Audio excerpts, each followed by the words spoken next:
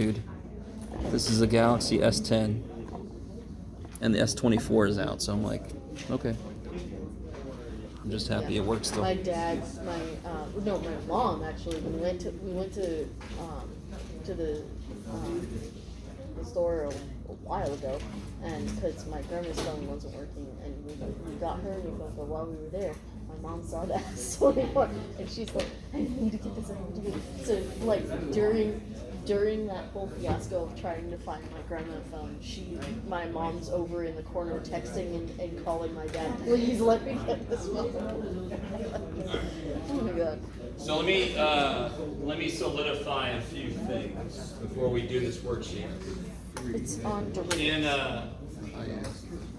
Everybody, can somebody remind me what this accomplishes besides torturing students? It's the definition of The limit definition of the slope, or I've used the official word, I believe, starts with the D. derivative. So derivative is the calculus word for slope. Is everybody with me? Slope. Yeah, later we'll learn something else. That's the calculus word for something else. There's two things we learn in calculus. One is the derivative, and the other one's called the antiderivative. I think we always learn to go both ways. We also learn. Yes. Oh, all right. Hold on. I'm gonna let questions wide open as soon as we get done with this worksheet, and then the rest of the class time is gonna be for questions. But yeah. It's the derivative of a function. It eliminates the part that makes a function indeterminate. Okay. In the process of trying to calculate this, you're hoping that the h is canceled, because the h is the reason you can't evaluate the limit. So if you've done some of these problems in the homework, you're hoping that h cancels, so you're able to actually plug it in. Yes. This worksheet given out last week. I was not. Oh, yes, and I think I have just one left that I need for myself. So if you still have it too, maybe you guys can look on it. All right. Does anyone remember what the notation was for derivative of a function? The Yes. prime. Yeah. So if I give you a function, blah, blah, blah, and then I say this, what does this mean? The derivative. The of derivative Where x equals of the function at 2. 2. So it's the slope of the Or f function prime. at 2. So if I have a function like this, and here's 2, f prime of 2 would mean the slope right at 2. So for this problem, I can tell it's positive. That's pretty much all I can tell, right? You guys kind of with me a little bit? Okay. So coming back to this guy. What does this mean? F prime of 2. That's how you read it. What's it mean? It means the derivative of f at 2. All right, cool. And derivative is another name for slope. So f prime of 2 is the slope of the function at 2. Can anyone tell me anything about the slope of this function at 2? It's 0. Can everybody else see that? Because I agree. I concur with that assessment. Because what is happening at 2? The function's actually doing what? Turning. Yeah. Before 2, what kind of slope is it? Right here, it's negative. And right after 2, Positive. it's positive. Does everybody see that? So right before 2, it's negative. Right after 2, it's positive. So right at 2, it's flat.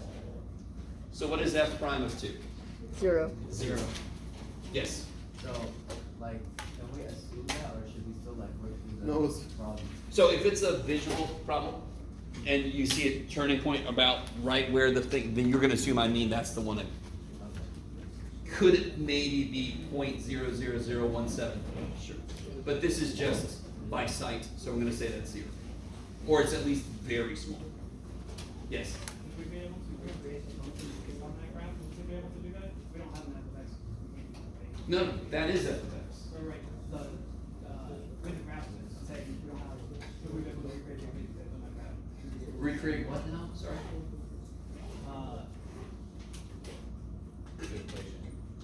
Oh. Should we be required? Should we be? No. Okay. My God. So So guys, the question was, can you figure out what f of x is from this graph? Let me see. Okay, let me see if you guys can see. How many turning points are in that graph? 1, Four, 2, three, 4. 1, 2, 3, 4. Yeah, there's 4. Does anyone know the lowest degree possible for this function? 3. Wait, Fifth degree. 50.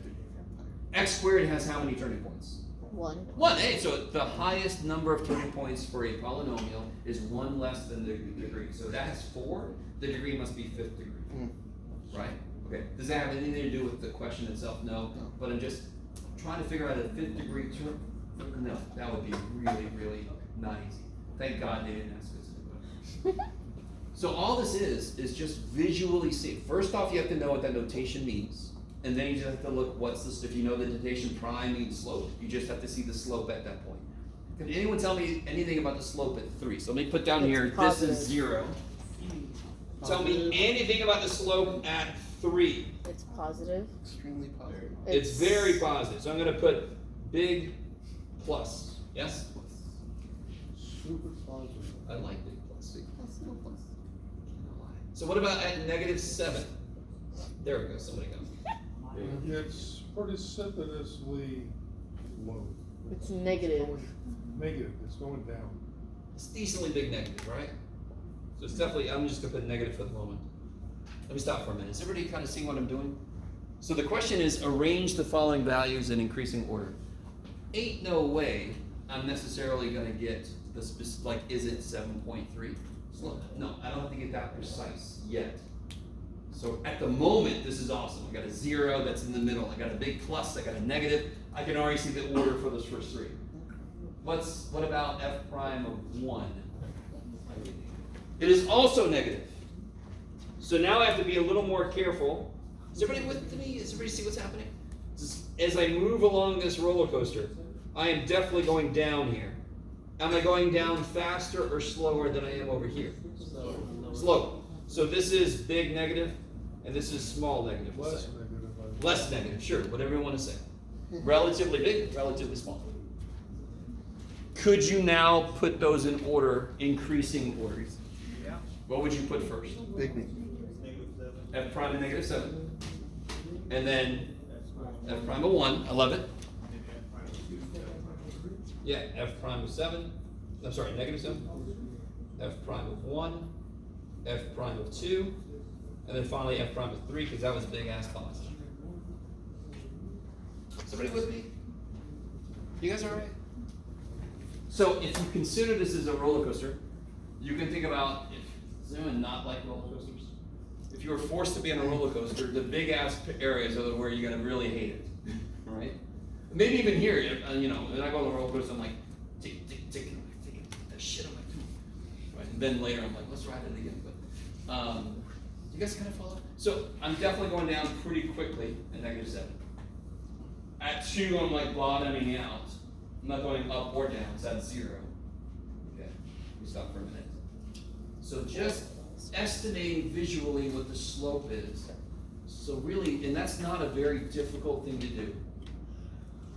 So this problem really is mostly about, do you understand what this notation means? What the notation is asking you for. Because getting the slope from the picture is not that horrible, because I'm not asking you to get the precise slope, just a rough estimate. Okay. How's everybody feel about that problem? So we all know what prime means now. When I see f prime, that's the slope of the function at a point.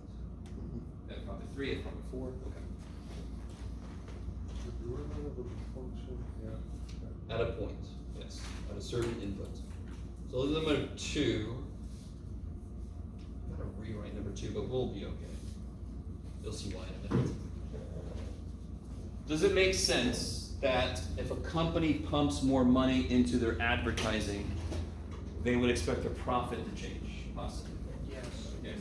Is it, do you consider, what if, can a company spend too much money on advertising? Yeah. I'm not a business person, but there's a concept of saturating the market with your message. So if you're out there and you just spend more money, you're basically, you're just losing that money. You're not increasing your sales, because everybody's like, I know you exist. Leave me the hell alone, right? Stop making unskippable 15-second ads, right? So this whole idea is, there's a position at companies called a financial analyst. And what they're supposed to do is to determine the formula that kind of represents where our profit's going to be based on our price point. So they have to figure out all the supply demand and figure out what the price should be and kind of predict what the profit's going to be. So they're always trying to get that freaking sweet spot there, right? You guys kind of. So that we make a lot of money doing that job because every freaking second the entire market's changing. So my God, that would drive me insane.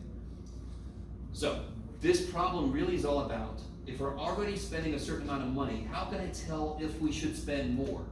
Does that make sense based on what we said earlier? If you're barely spending any money, you probably should spend more on advertising. Yes?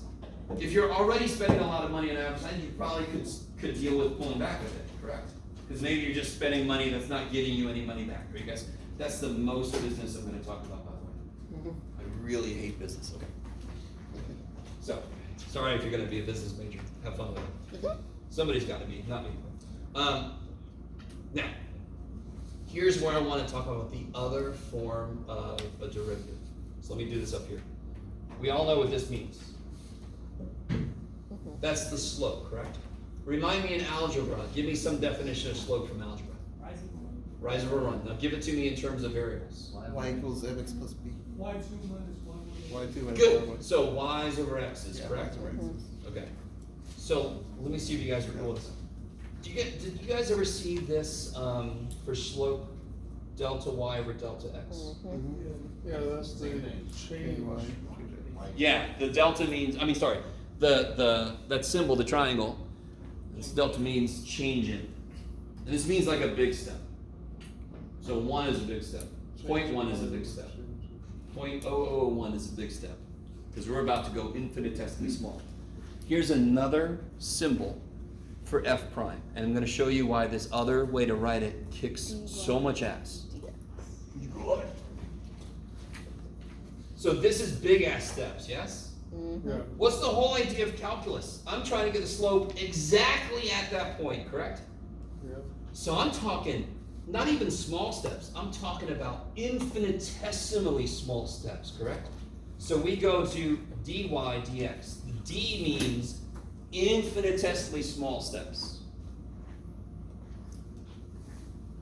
So if I have a line, I could do big old step because it's freaking always the same slope. If I have this function that's constantly changing, I have to let h go to 0. I'm taking the smallest step imaginable over and up to see what my slope is. So why is that preferable? I'll show you. Okay. So let me write this even a different way. This would be df dx. Because f of x, yes? Okay. So d output divided by d input. Change in output divided by change in input. So what is another way to write p prime a?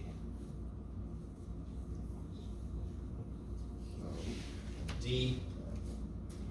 dp over d. Good. dp over d a. I love it. What does p represent? The point of the p. Profit, right? In thousands of dollars. And what does a represent? Advertising. Amount spent on advertising, right? So the units of DP is just money, right? It's dollars. In profit, dollars profit. And what's the units on advertising?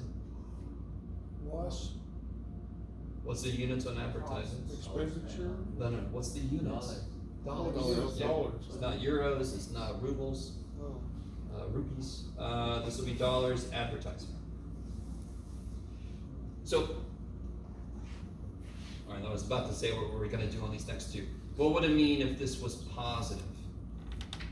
You That make the money. profit would be. If this was positive, if I increase my advertising, my profit would go down.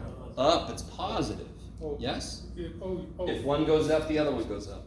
okay, I see what you're saying. So if I calculate this and it's positive, that means I should spend more on advertising because we can make our profit bump up. You guys kind of with me? That means potentially there's some market we haven't told about us. They don't know about us. So if we just spend some more money, everybody knows about us now, you can get our product. Yes? Okay. Let me stop for a minute. Again, I don't want this to devolve into a business class. And I didn't mean any, I'm sorry, my fellow business teachers. I sort of did, but no, I didn't mean any. Okay.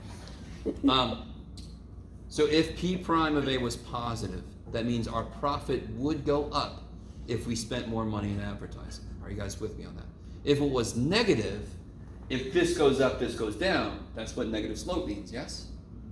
So if it was negative and I spent more money in advertising, I'm not getting more profit out of it. I'm actually losing that money, just straight up losing that money. Okay, maybe.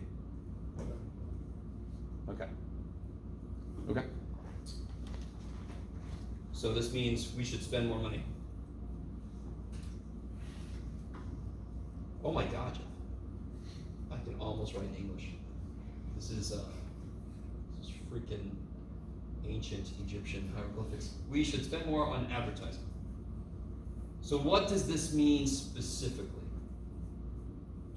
What's the input? $500. Sure, but what does it mean?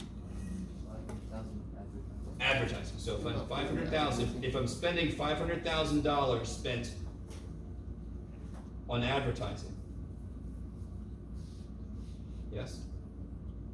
And this is a derivative, yes? So if I'm currently spending $500,000 on advertising, okay, let me see if you guys are really with me on this. And this is 20 over 1, yes? For every dollar more I spend on advertising, the profit will go up by 20. Okay. Stop for a minute. Didn't we say that if it was positive, we should spend more? And so here I can see if my derivative, we are currently spending 500,000, and the derivative of the profit is 20. In business, this is called the marginal profit. Very positive. Yeah, very positive. Which means, hell yeah, we're going to pump some more money into advertising. Yes? Stop for a minute. Yes. Okay, so it's 20 over 1. Profit money divided by average. So if I spend $1 more in advertising, I'll make 20 bucks more in profit. You stop for a minute. Does that mean exactly what I just said? I want you guys to understand. The minute I move it all, doesn't my slope change? Yeah. Okay, so this is still an estimate. So I'm not going to make a huge change. I'm not going to do 10,000 and go, if we do 10,000, we can make $200,000. No. We're going to make a small increase and then reevaluate. That's pretty much what happens. They make a small increase and they say, oh, did we turn? Or are we still going up? In which case we pump more money in, yes. If it's measured in thousands of dollars, does that mean that they? Well, this would reduce. So I can make this 20 to 1. I can make this 20 cents to 1 cent. I can make this 20,000 to 1,000. 20 to 1 ratio, yes. Thank you. So I just wanted to take it down to $1, right? They're not going to spend $1 more in advertising, but if they spend 1,000 more in advertising, they would make 20,000 more profit, roughly. Okay, maybe. If we spend, I'm just going to say $1 more, we make $20 is our estimate, yes? So we spend a little more and then we reevaluate. And because if I spend a little more, maybe, let's see, which way should I go? Maybe we're starting to turn around the corner. Maybe it comes out 0 now and I'm like, we hit the sweet spot. Don't spend any more or less. Or maybe it's still positive, like, holy shit, pump some more money into it. We're going to keep the profit going up. Okay, maybe. Holy shit, I almost took myself out. Yes? So basically what they're saying is that that exact money that they spent, 500, they use one extra dollar. If we're currently spending $500,000, we could still make more money if we pump more into advertising. This is positive. So our profit could continue to rise. But is it only a that moment? Yes, only at that moment. That's what I'm saying. The minute I put more money in advertising, my function has moved now. Have I done this or have I done this? I don't know. I'd have to reevaluate. Okay. So suppose we do plan to spend $500,000. I already said this. Should the company spend slightly more or slightly less? More. More. If I got negative 20, should we spend more or less? Less. Less. Cool. Okay. So obviously the math involved is more complicated, but the interpretation is this straightforward. what math goes into constructing the formulas that they use in the first place is disgusting. It's a ton of variables. But then the interpretation is exactly this. Okay, has anybody ever taken any business classes? Has anybody heard of marginal cost, marginal profit? Okay, that's as much as I'm going to say about that. I'm feeling a little sick right now. Okay. The main thing I want to get from this is, if I want to know the units on my derivative, this is awesome. Because it'll tell me whatever the units are at top divided by whatever units are on the bottom. So for example, if I had, can you imagine me inflating a balloon? So over time, isn't the volume of the balloon increasing? Mm-hmm. Right? So I can say like dv dt. So I can say v prime of t.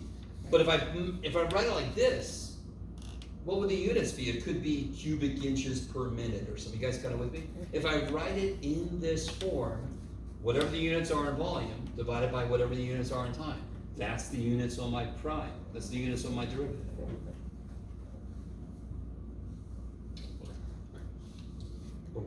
Here it is. So this last problem, I'm giving you that this is true. I'm giving you that this is true. Can you find the equation of the line?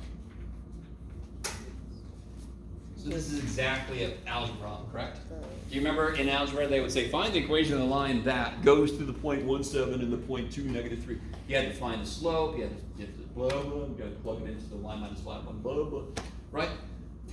I'm selling a pig. What does f prime of 3 equal negative 1 tell you? The slope. Slope, so I know m. At 3 is negative 1. We got our m, we got our point too, right? What's f3 equal 5 tell you? There's a point on the line. But there's a point. It goes to the between 0.35, and I know the slope is negative 1. How do we get the equation of the line?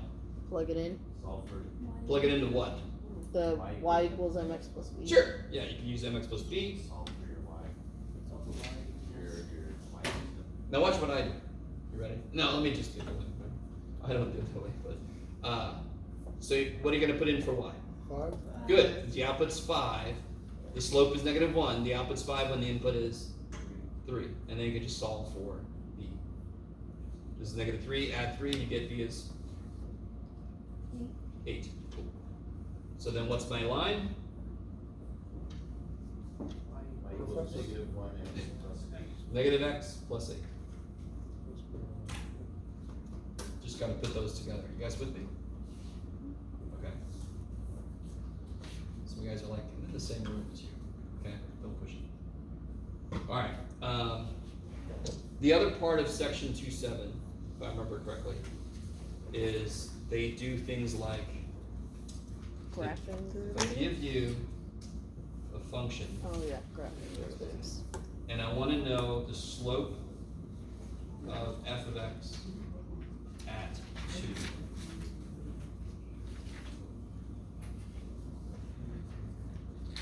What's the limit definition of slope? F of x plus h Good. minus f of x over h. Now in this case, do I want it at every x value, or is there a certain x value I want it You want it at 2. at 2? So I'm going to rewrite this. This will be the limit as h goes to 0. F of 2 plus h minus f of 2 over h. I don't want it at every value of x. I want it specifically. I should have said x equals 2, but you know what.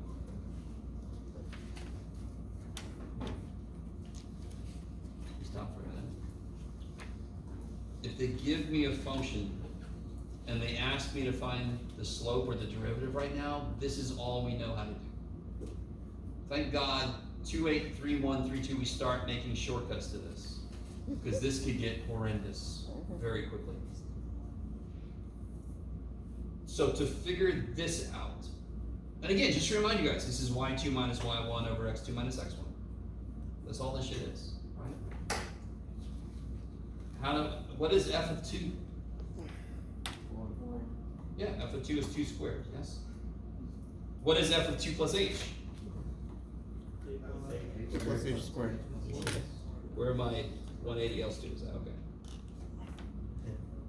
Math with me now. Okay. 2. This will be 4 plus 4h plus Plus H H squared. squared. So I want you to realize, this is the question. I need to know this. Okay, let me go figure it out. I need to go, okay, let me go figure it out. Now I can plug that shit in, right? This is a construction approach. Question needs this. I construct what it wants. Bam, now I can plug that stuff in. And the 4's cancel. Yeah, limit as h goes to 0. F of 2 plus h was all this business. And then you. F of take 2 was 4. And then you take Or an H H. plus out Why of can't I plug a everything. 0 in right now for h? Because if you did, then it would be indeterminate. Well, I get 0 to 0, correct? So what I'm hoping is the h cancels, because it's part of the problem. If I could just cancel the problem, that'd be awesome in life. At least in math we can do it. H plus 4. So here I get the 4's cancel, And then you just take and everything an left H has out at of least everything. one h in it, right? You just take an H out of everything. Which means I'm on the right track. So just to show you really what happens, just like So, Sarah just said, 4 I plus can H. factor an h out. You cannot just cancel these h's, because then this, how did this guy escape? He's being divided also. And what do you get when you plug a 0 in? Or, I'm the enthusiast. You get a 4, Jeff.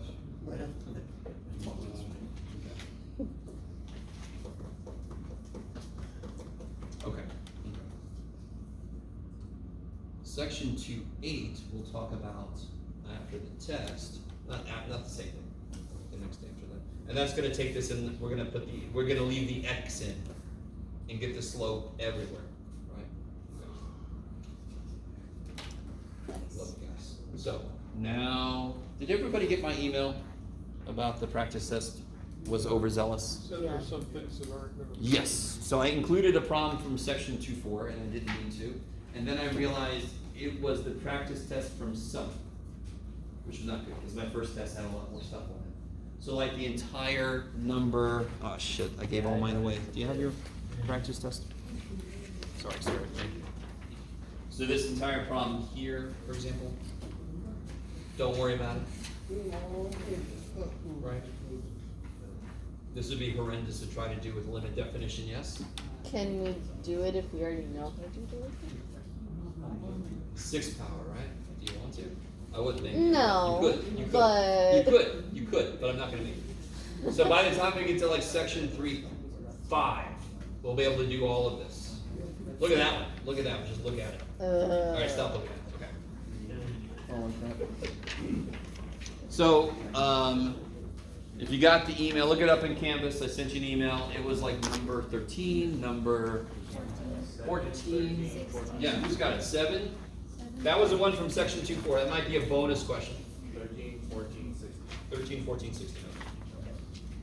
So I did not put those on my answer key. Those will be on test 2. Yeah. This is a 2.4?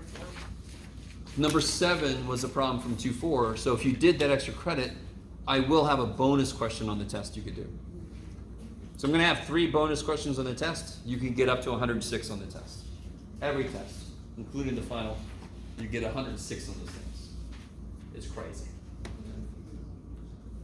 All right, so now the rest of the class is wide open. Whatever the hell you guys want to talk about, your hand went straight the hell up. What did you got? How do you find a log? Oh yeah, I'm sorry, man. I told you I'd talk about it. Guys, help me out.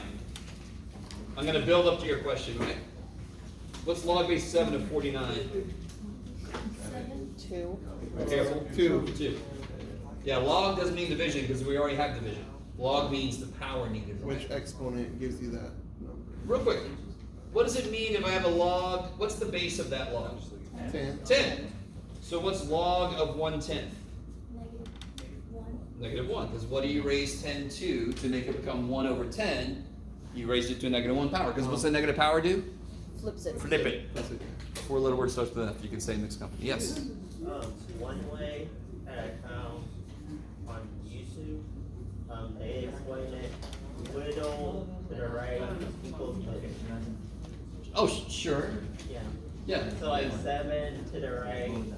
7 to the 1 equals 49, yes, exactly. Yeah. Same way I do it in my pre-calc class. Yeah. But you didn't take pre-calc. I wish I did though. You took me for trick. I wish I did. Is that alright? Back there? Okay. What do you guys think on that first quiz? Were there a lot of law questions? No. Well, Were there a few? yeah. There you go. So it's a little important to know. So just to make sure this is our first review day. I have the answer key for the practice test. Please, your God, don't turn in your practice test. I'm giving you the answer key. I don't need that. Again, I don't know if you guys really understand what I'm saying. Any question from homework, the quiz, practice test, you could just say, I don't understand how this works. Can you make a problem dealing with this? And I'll do it. It's crazy. I'll go this way. Yeah. Can you show us how to solve something like number 9 on 7?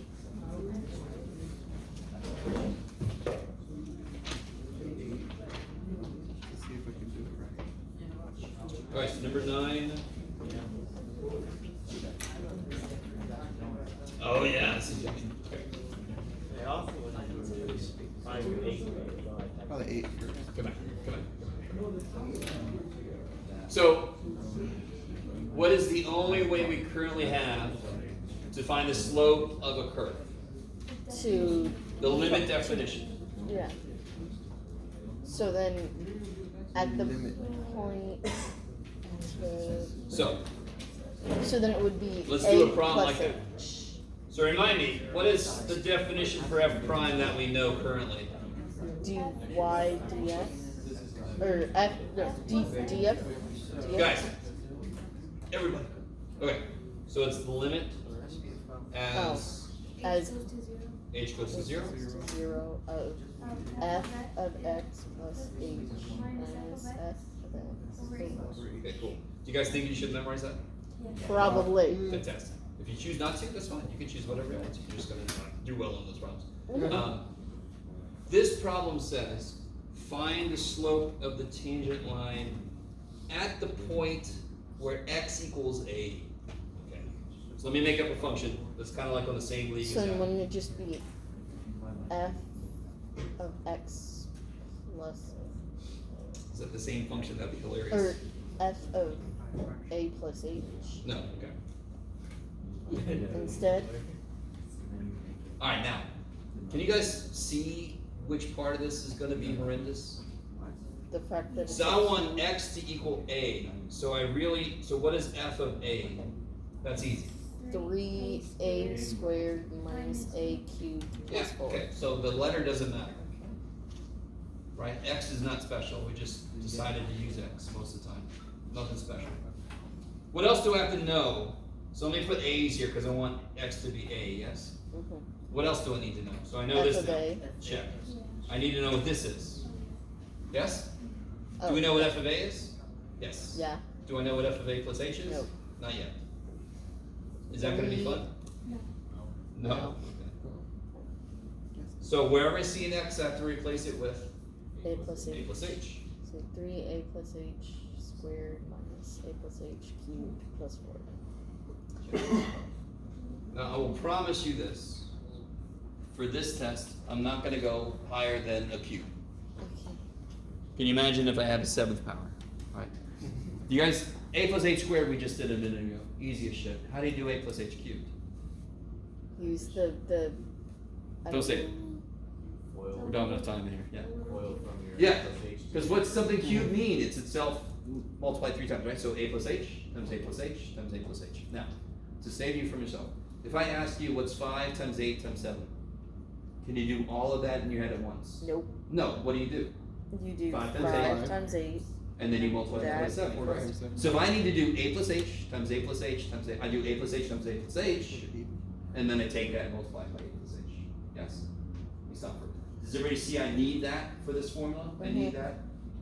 So again, what I'm going to do is I'm going to construct what I need on the side so I can focus on it. I need to know what a plus h squared is, and that's easy. Right? What is a plus h squared? A squared plus 4. 2ah Oh. Plus H. h squared. Because you get ha and ha, so you get 2ha. Okay, yeah. Okay. What is a plus h cubed? Well, the nice thing is it's a plus h times a plus h times a plus h. And you already know what a plus h times a plus h is, yes? Mm-hmm. A squared plus 2ah plus h A- squared. And then I gotta multiply by one more a plus h, yes? A Now, real quick, some of you guys that are in my 180, oh, you know, a little something special, but it's okay. This isn't that bad. Multiply that out. I'll wait. A squared Yeah, good. plus 2, no, plus, So again, FOIL is bullshit. I wish we had never come up with FOIL. It's just repeated distribution. A squared gets a term. 2AH gets a term. H squared gets a term. That's all it is. Just repeated distribution. A squared Not that big of a deal. plus H, okay, I think, So I get A cubed A cubed, you gotta turn the pen on, Jeff. A cubed, Plus 2A. plus careful. Squared. A squared's not done yet. A squared plus H A A squared squared H. H. Now it's this guy's turn. plus 2A squared H 2A squared H plus 2AH squared. plus 2AH squared. Now it's H squared's turn, yes? You guys with me? Mhm. H squared's turn? AH squared plus H cubed. Yeah. Do I have any like terms? A's, the A squared. A squared H. Yeah, so I have A cubed plus 3 And the A A squared squared H H. plus 3AH squared plus H cubed. 1, 3, 3, 1. Okay. Let me stop for a minute. So I- we should call the alright. Christmas tree. Christmas Oh, tree? Exactly, Christmas tree, Oh, yes. Christmas tree. You good? Just done. So all I did was A squared times A squared times H. 2AH times A, 2AH times H. H squared times A, H squared, they each get a term. That's it. That's it. Does it look pretty? No. No. Was it hard though? No. It really wasn't hard. No. You just Compared take each to- one at a time. Compared to- Yeah. For just some other stuff we're gonna do, it's definitely hard. Why did I even do this? Because I need to figure Because this you out. figure that out. So I need this piece, and now we know that piece. So let me kind of rewrite what And we then- got. Did subtract that. So Rewrite what we got. So- So I need to figure out f of a plus h. Don't worry, I'll get there. 3a plus h squared minus a plus h cubed minus plus 4. We now know what what a plus h squared is. And we now know what a plus h cubed is.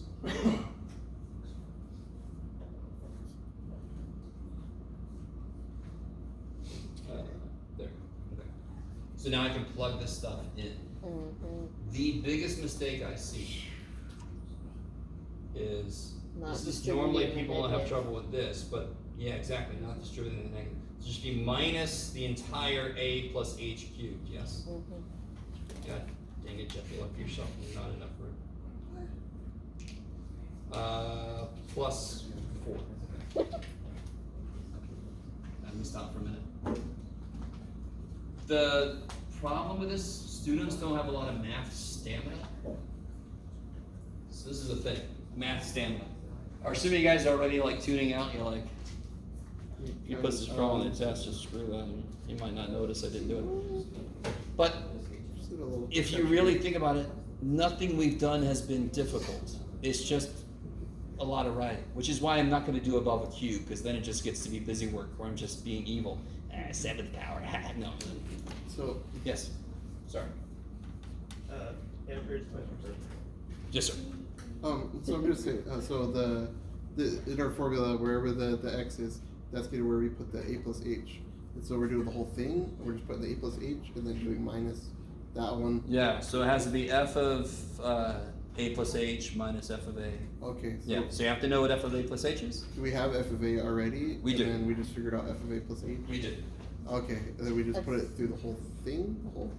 Okay, Okay. trying to visualize. Yes, sir. So, would we be, cause like, Okay, what okay. section is the pending I get budget it. notice or What section is the what now?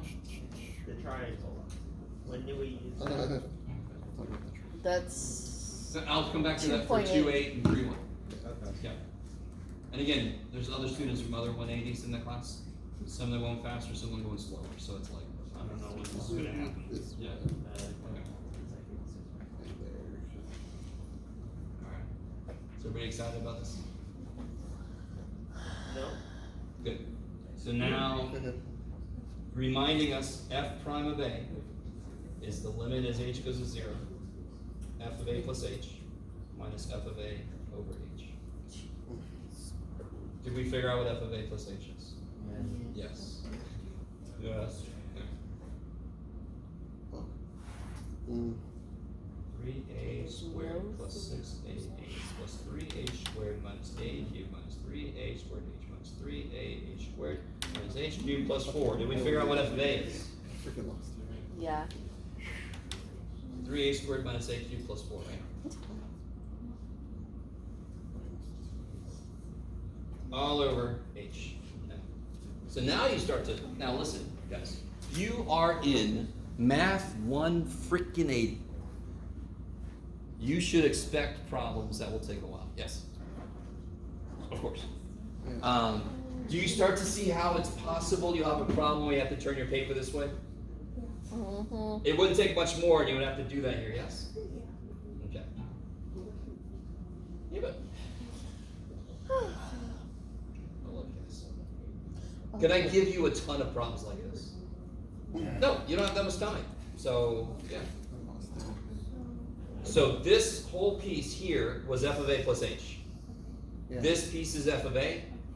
There you go. Do I see anything canceling? The 3a squareds will cancel.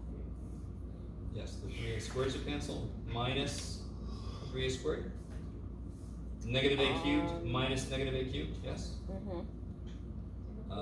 4 minus 4. That's crazy. Does everything else left alive have an h in it? Why is that good? Because then you can take the h on the bottom Yeah, and just the whole cancel reason I the can't plug a h 0 is around. the stupid h on the bottom. You just kill it. Kill the h on the top too. Hey! So then I get the limit. H, can I, let's see if I can just do this spell right. I'm just gonna lose an h, yes? Yep. Every term is gonna lose an h, So yes? 6a plus So it'll be 6a 3h plus 3h, minus 3a squared good. minus 3a minus 3ah, because it was yeah, squared. yeah. It's not hard. And what do you get there when you let h go to 0? 6a minus 3a squared.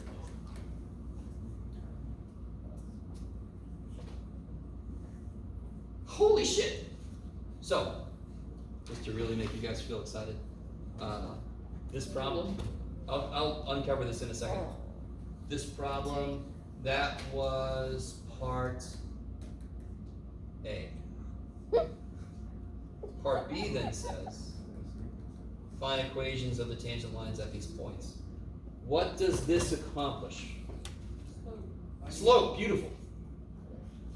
So this is f prime at some point, yes? Mhm. So then when they tell me the point 1, 5, what am I gonna plug in here? Y equals mx plus No. What am I gonna plug in here? You're gonna plug 1, in because that's the x, that's the input. Then what about the 5? 5 is the output. That's gonna be the y value for y equals mx plus b, right? Oh, yeah. Okay, so this is the slope at some input. And when they give me the 0.15, the input is 1. I like it. For example. Okay. And we're So then you but do that exactly for like what we both. did earlier. You plug the point in, you get the number, that's your m, solve for b, you're almost done, yeah? And you do that for both points. Yes, both points. I love it. Maybe? That is kind of like the most work you'll see at the moment. I'm sorry, I'm laughing because I know it's going. Yeah. Sarah knows what's coming. So she's like laughing for everybody. Turn back. No, sure. Yes. How did you, so 3a squared, so where is the 3h, the negative 3h? Let h go to 0. Oh, So everything with h in it goes away. Yeah. Mm-hmm. Okay. Yeah. Hey, question.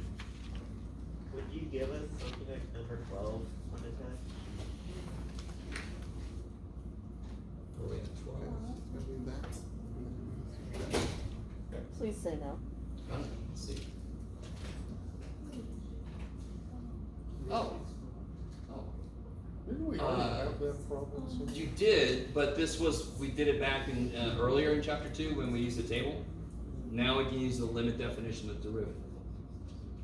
I would much rather have number 12 compared to number 9. What's the highest power at number 12? Yeah, so you just have to do like x plus h squared instead of x plus h cubed, yes? Wait, but it doesn't give us find the velocity of the rock at, okay. Like, would you give us a So what, part A through C to do it? Or a A through D? what, Sure, yeah. what, I are, could, yes. what are we plugging into the limit definition? Do they give me a height function? T plus H? Over time, does the height change? Yes. Yes. What are the units of velocity? So it would be change in height divided by change in time. Isn't that h prime of t? Mm-hmm. dh dt, isn't that h prime? So I would just use the limit definition of derivative to figure out the slope of that. I would just do exactly what we just did. Yeah. Right? And then what would I plug in? 1 second. So I plug a 1 in. It'd be 10 minus 1.86. No. Does part A say what's the height after 1 second? No. If it said what's the height after 1 second, I would plug a 1 into the height function. What's part A asked for? The velocity. I need the velocity function. Isn't the velocity the rate of change of position? Isn't that what you do when you move your car? When you hit the gas, you change your velocity, you change your position, correct? So if I take the slope of that, it's not a straight line, so I have to use calculus. So if I use the limit definition of derivative, I can figure out the slope. And what is the slope of this equal to? Velocity. But How what are quickly you, is my height changing? what are you putting in for X then? In this case, 1. Or for T? Okay. Yeah. Okay. So it would be F of 1 plus H? Yes. For part A, you can do f of 1 plus h. The funny thing is, look at part B. And Part then B it would says find velocity when t equals a. I would do f of a plus h. I would do part B first, and then just plug a 1 in for a. Okay. Yes. So it's dH over dt. That is another way to write h prime. Sure. So here, let's try this out. Let's do. Did I actually assign that one? I think I did. And Right. you did assign 12. Yay. Okay. So here's my function.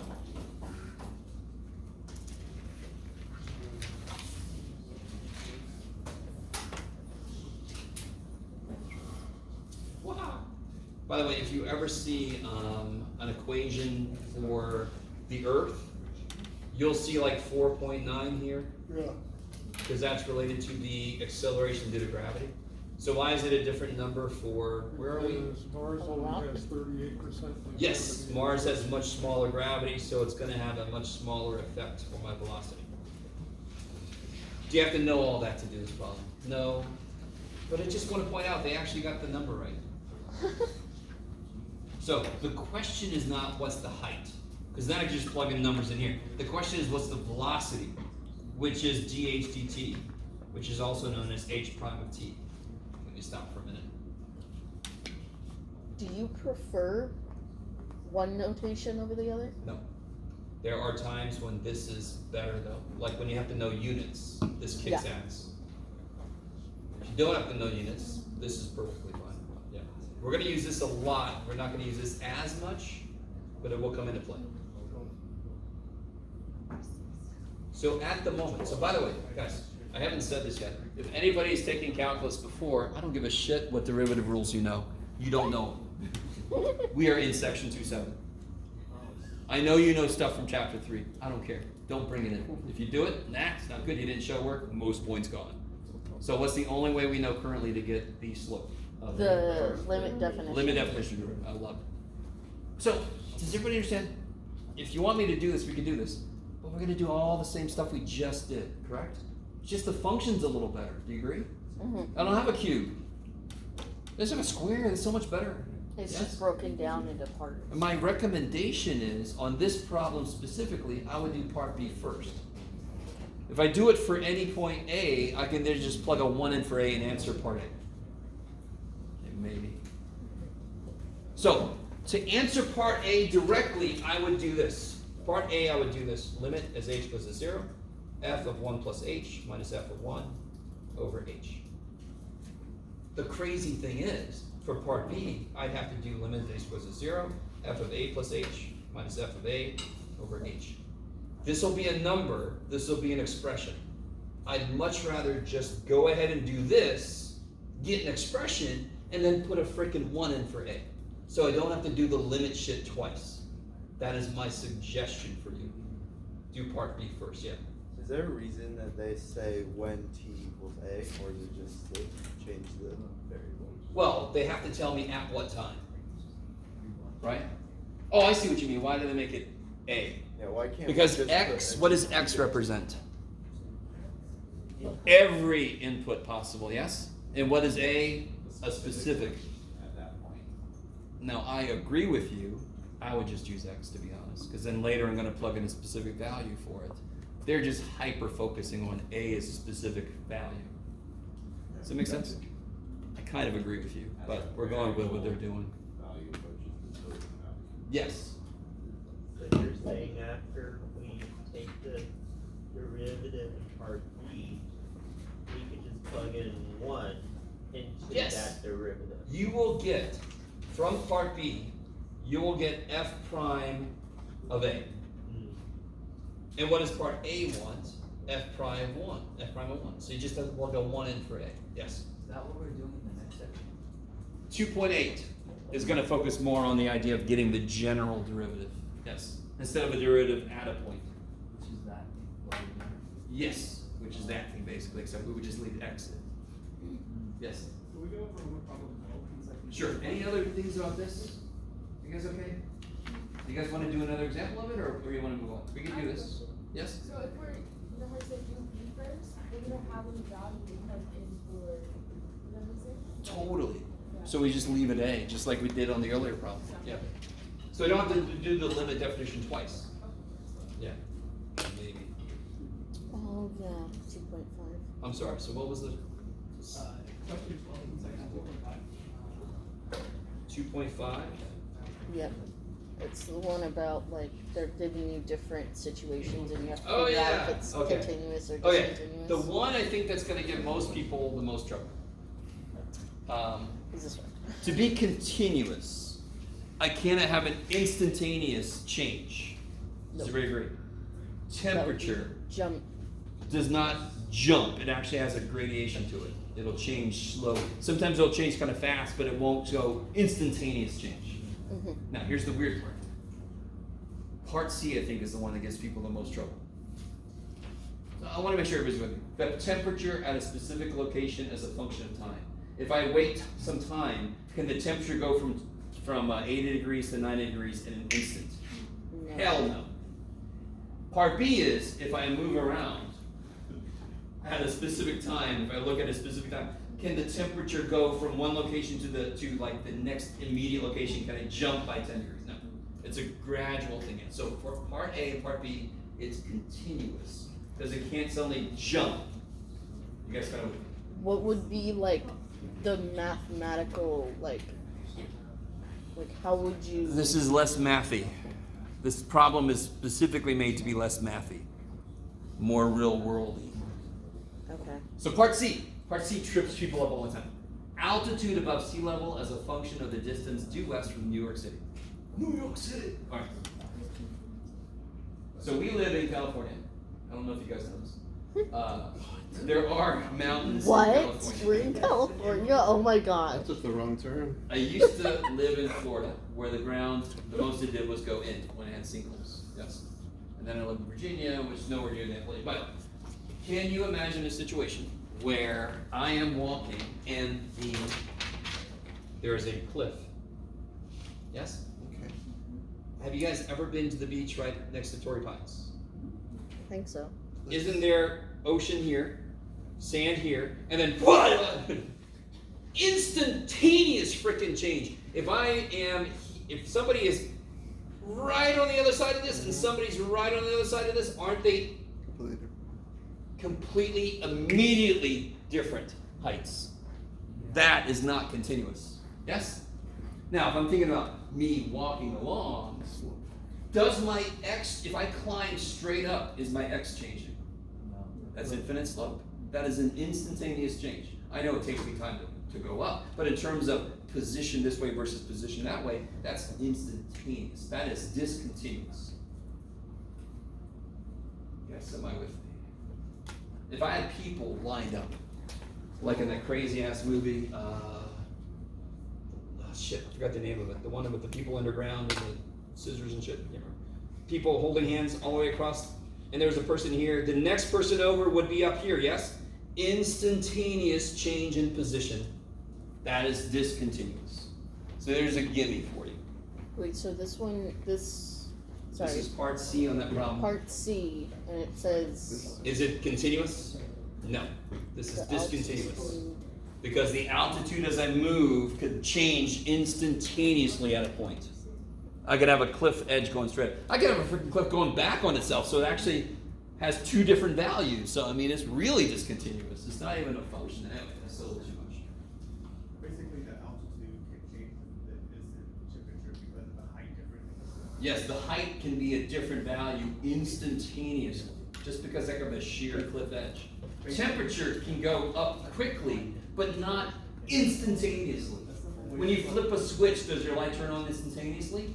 No. From our perspective, it does, but it takes time for the electricity to go.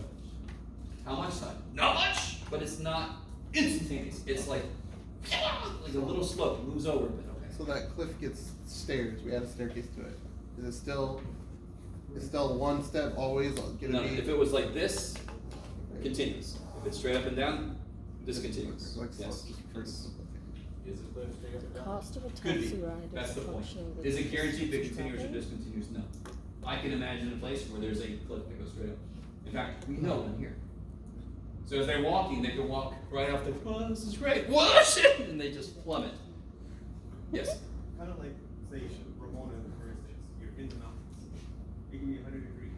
I can drive an hour to the beach. It's 80 degrees. But, oh yeah, and it changes gradually over time. Yeah. Then it Yeah. changes. So like when I first moved here, it was 90 degrees in my house. I went to La Jolla. It was thick fog. I had no idea. That was my first experience, and it was cold as shit. And here I am in my swim. Shit. Okay. No idea. May gray, June gloom, July Y, August what the shit. Yeah. Sorry. So then would D, that would be continuous, right? This is neat. Because- Has anybody ever been in a taxi? Yeah. Nowadays It's it's almost like horrible. talking about freaking 8-track tapes. Because what do we use now? We use freaking Uber. Or Lyft. or Lyft, right? Okay. So the way a taxi ride used to work is it would be it would go up instantaneously after so much time. So are you supposed to necessarily know that? I'm okay if you get me wrong. You're like, what the hell's a taxi? What the hell is a 8-track tape, John? I'm like, yes. Can I go on over number 2? Is everybody cool with that? Don't worry about part D, because we don't see a lot of taxis. Did you guys? In What's the up? Sorry. circuit for the lights. For clarification then, D, you talk about electricity not being an instantaneous function. When you flip a switch, you are in fact. E is continuous. I'm sorry, E is continuous. Okay, Yes. stop. Thank you. It just looks to us like it's not, Okay. right? Okay. And again, D and E, if you're not sure, I'm okay with that. I like this problem because it's trying to show you the idea of continuity outside of mathematics. Yes. Is there something in the textbook about like a short circuit would create a jump discontinuity? Sure, but that's not this question, right? So, yeah, short circuit would be like an almost instantaneous thing. Even then, I would argue that it's not really instantaneous, but okay. Yes. Oh, 2 on the practice test. Okay. wait, I also, number 5, it has a King's theorem. Oh my gosh. Number 2. What about number 2? The domain range. Yes. Okay. So on the practice test, there's a problem that looks a lot like what I believe was a homework problem. The function, what is it again? Isabel? Oh. 3. Was it this? Then 16 minus x squared. Yeah. Okay. There. And it wants to know the domain and the range. Yes?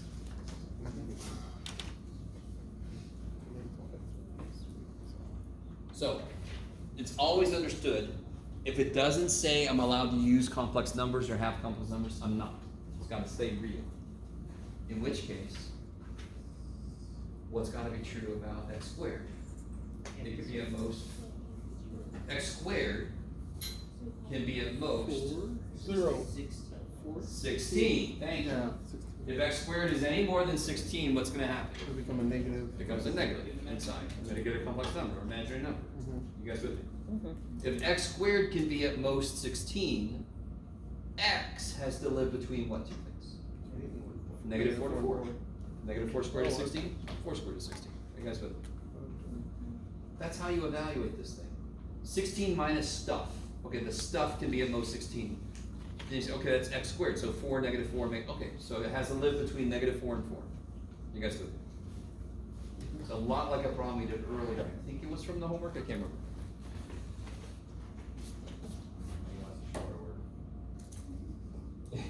What do you think?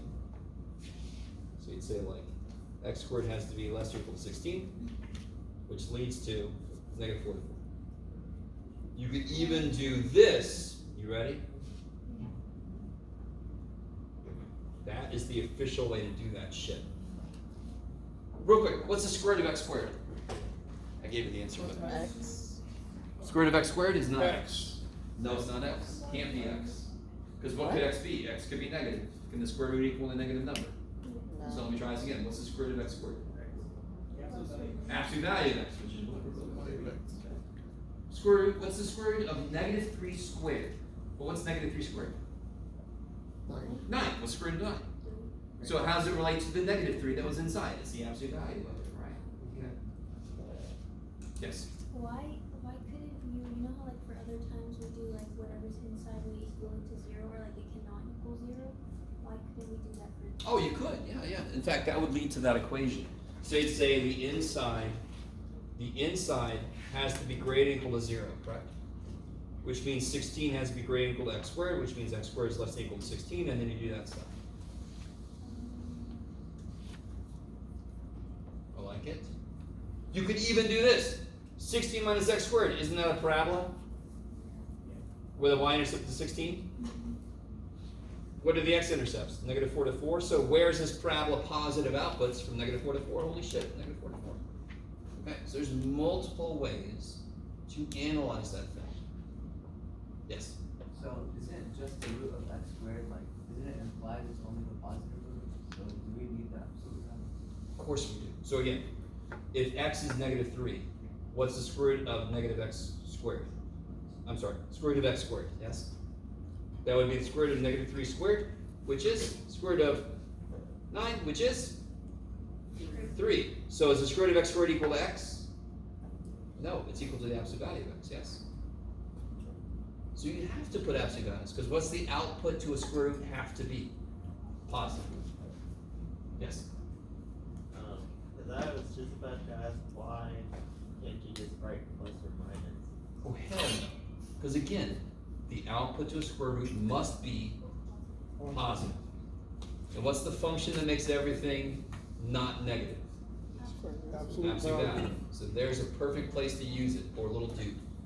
What's he do? He's got one job. Pass the butter and make things not negative. Yes? Yes, of course.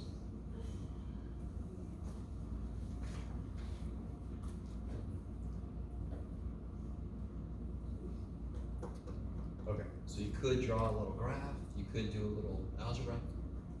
It's multiple ways. What about the range? I'm sorry, do you have a question about the domain? What about the range? Nope. Is it 0 to 6? What is the biggest output this could have? 4. 4 through to 16. 2. Times 3? 6. 6. So the biggest output is 6. And what's the smallest output? We know the smallest output. 0. Done. We've seen something like that before. Why would you multiply by 3? Because it tells me to multiply by 3. So if I want to know the outputs to this, don't I have to do everything it tells me to do? That's the only way to get an output is to do 3 times the 4, 3, blah, blah, blah. So you're saying if it's like 3 plus all that, that means that you don't have to worry about the 3 that. Of course you do, yes. How do I get an output of this function? Don't I put a number in and do all this shit to it?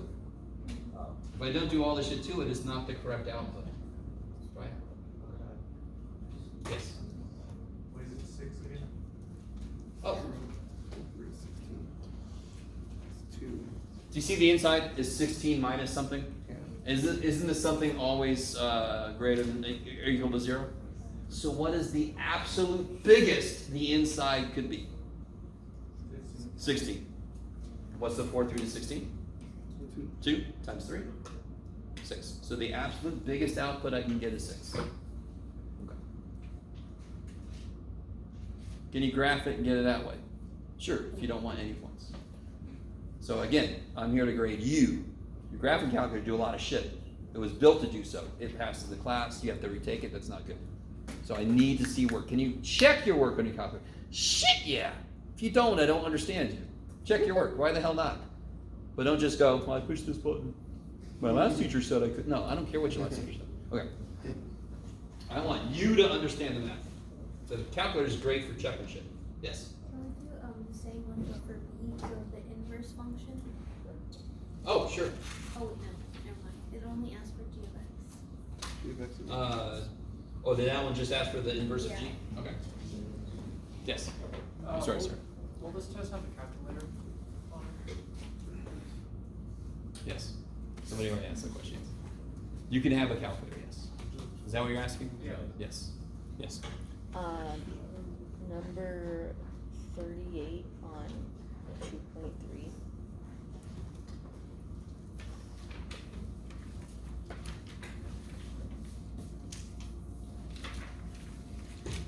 Oh yeah, okay.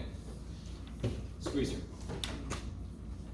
So it looked like from some of the homework I graded, it does look like some of you guys kind of got the idea of the squeezer. Squeezer is one of my favorite little things. It's not that big of a deal. I'm going to very quickly kind of talk about it. Here's the idea. This idea is almost too good to believe. If I have a function that is forever between 2 other functions, yes? That function is just always between those 2. Do you see how this inherently also says that h is always bigger than g? Okay. So here's h. Oh, my God. Right? Here's g.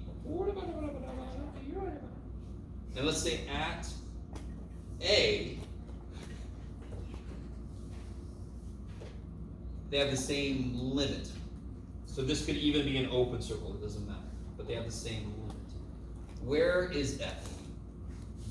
Approaching nothing. Where the f is f? It's Where's he in gotta between. live? He's gotta be in here somewhere, so he could be doing this. Now, is he losing options as he gets closer to A? Yes. At A, what must he be getting close to? A. The same, let's call it L. He must be approaching the same output as the other 2. That's why it's called a squeeze theorem. If I have a function that always lives between 2 other functions, and those 2 functions do this, you're defined. You can't go wherever you want to. You must go there. Yes? Whenever I do this, I always think about the scene from Terminator. All right. Star Wars Rise of Passion back here? Huh? Oh, yeah, except it never got there, which would have ended the whole movie early, but it's probably good it did do that. Thanks a lot. Flat Luke Skywalker. Luke, you're flat. And that's how you do whatever. So, what does this mean? Freaking, that's a beautiful picture, Jeff. I love it. It's actually shit, but that's okay. I appreciate that. If I'm asked to figure out something like this,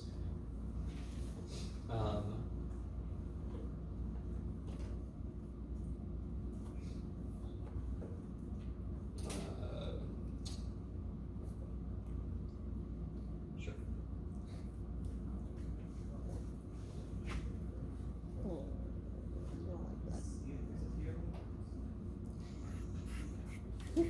This piece right here The inside's gross, yes? Mm-hmm. I don't care what you put into a sign. What do the outputs live between? -1 and 1.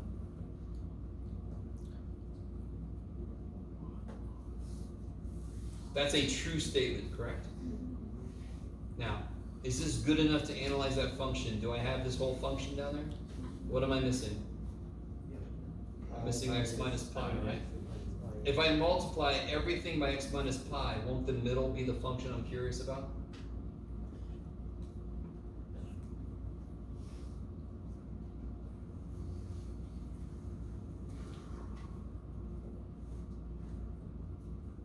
So I just multiplied everything by x minus pi, so read with me. If I apply the limit to everything, I'm not going to write it everywhere. What's the limit as x goes to pi of this?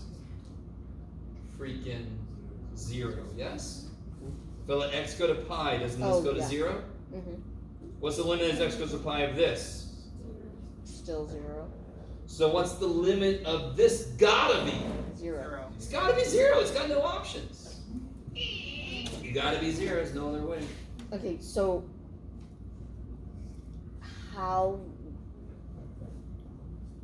would you like explain that for a problem? Like how would You ready? If you wrote exactly this, I'd be happy.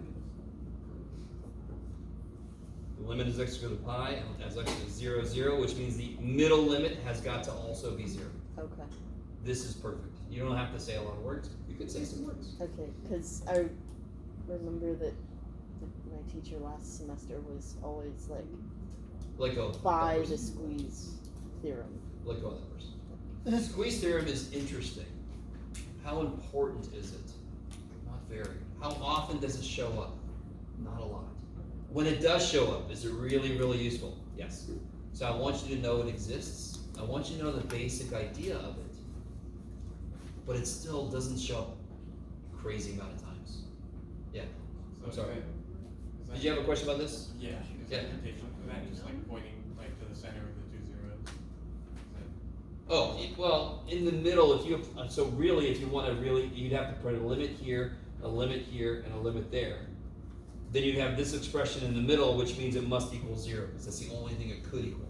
It's got to be greater than or equal to 0, while also being less than or equal to 0. So it's the only thing it could be, 0. Yeah. So Same thing, right? If this was squared, wouldn't these limits still be 0? If I let x go to pi, those are still, I'm sorry, squared just kind of like where one is in. Yes? Is it just a coincidence that if you inputted the 0 into the first part of the x minus pi, that you'd have 0 times a sine function, you would get 0? Is that just a coincidence? If you do, I'm sorry, what? If you plugged in 0 for your x right here, Yeah? you get a 0 there.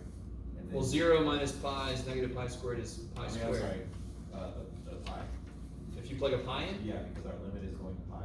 Sure. We would have 0, and we'd have 0 times the sine function, which would give us an answer of 0 anyways. Is it just a coincidence that? Yeah, I wasn't very careful with this. To be honest, I would have to be something like x minus pi on the bottom. So now as I approach pi, this is approaching sine at, let me see if you guys are with this. I just want to get the idea out there. This should have been something like x minus pi. What is 4 over x minus pi doing as I let x go to pi? Going to some kind of infinity, correct? Yeah. What does sine do forever? Oscillate. So as I let x go to infinity, does the limit of sine exist? Does it ever get closer and closer to something? No. Nope, it's always between 1 and negative 1, always, always. So I get 0 times does not exist, which I technically cannot answer. Now, the funny thing is, for these kind of problems, it's freaking 0 times finite, which is freaking 0. So I kind of agree with sort of where you're going with it. It's going to be a finite number, whatever the answer is. So of course the answer is going to be 0. But that we make these kind of easy so you can get the feel of squeeze theorem while also agreeing with the answer. You can see the answer is going to be 0, right? Okay. Yeah. So number 5, when it's basically asking us the same question, but it's saying it equals 0, do we have to draw a graph to show this? Or just the word? Oh, no. So number 5 tells you to prove it's 0. Number 5 is pretty much exactly what I just did. Yeah. Sorry, I'm going to take this as a one. Number 5 is basically exactly what I just did. It's just saying prove it. So you start with the part that's bounded. You write -1 less than this less than equal to 1, yes? And then you multiply it all by x minus pi cubed. And you do exactly what we just did. Yeah. So this was just saying prove it is 0. So I'm telling you ahead of time what the answer should be. How did it end up having a -1 on one side and 1 on the other? That's just, is that just how it is? What do you mean, Or- right here? Yeah. Okay. Look at me, sir. What does sine go? What's the output for sine? Anywhere from, 0. No. what's the lowest the output for sine could be? -1 Mhm. to 1. Yes, that's all it Okay, says. so if it was like, instead of sine, if it was something to do with cosine, Same thing. Cosine goes from -1 to 1 also, right? What about tangent? what So about tangent? tangent would not work for squeeze theorem, because it's not bounded. Does this make sense? In order for this to be something I can set up, I've got to have a piece of it that's bounded. That establishes the inequality. And what's the whole idea of squeeze theorem? I have a function that's between two other functions. So I need there to be an inequality, which means I need to have a piece that's bounded. What's the easiest things that are bounded in math? Sine and cosine. So you see those a lot with squeeze theorem. So are those the only No, ones hell we're no. gonna see No. squeeze there? No. In fact, I can't remember, I guess I might not have, but in the homework there's like this stuff. See? So if I have a Okay. function that's between these two, you with me? Mm-hmm. But they've already given me the inequality, which kicks so much ass. So find the limit as x goes to, what's that say? 4. Can't tell. Thank you. So what's the limit as this goes to 4? 7. And what's the limit as this goes to 4? 16 minus 16 plus 7? 7. So the So then limits it of has both to of be these is 7. 7, so what's the limit of f gotta be? 7. 7. Okay. It gets squeezed. It's got no options. So Yes. when it's that kind of stuff, we're just plugging Yeah, stuff when they in, and give then- me an inequality already, that kicks so much ass, because I just have to do the limit thing. Yeah. Can you go over number 6 in the practice test? Oh yeah. Okay. Let me put this up here real quick. Ooh, that does not look pretty. The functions that are involved in that problem, are they continuous on their domain? Are trig functions continuous on their domain? Yes. Yes, we have a theorem that says as much. What kind of function is the other one? No? -6 over pi is a slope. Fraction? So that's a linear function, yeah? Okay. -6 over pi times x. That's linear. And polynomials are continuous on their domain for sure. They're the nicest functions in existence, right? They're the Loch Ness monster. Where is the only place this could possibly be discontinuous then? The handle. I love it. Where they kind of give the baton. And you're hoping the guy's behind you. If he's over there, you're screwed. Hey! You can't do a lateral walk. I'm sure that's not in the rules. I really want you guys with me. Cosine is continuous on its domain. Its domain is everything. Okay. Linear function, freaking continuous everywhere. The only possible place this could have some kind of jump or something is at pi over 3. Can you plug a pi over 3 in the first function officially? No. No, I mean, based on how it's defined, can't you? No. But, no, you cannot. Yes? Only 'cause it's Is only that this. allowed to exist at pi over 3? No. No! It's not. But I can say, what's the limit of that as I approach pi over 3? And what do I want to compare that to? What do I need to have happen for this to be continuous? Well, it must be true. The limit Same has to output. exist, and the function value has to be the same. Yes. So, let me ask you The this. function value has to What be is the same. f of pi over 3? What do you plug pi over 3 into? 6. The bottom one, This guy. 6 So times figure out what f of pi pi over over 3 is, and then check to see if the limit of this equals that. If the limit equals the function value, it's continuous. That's the definition of continuous, yes? Mhm.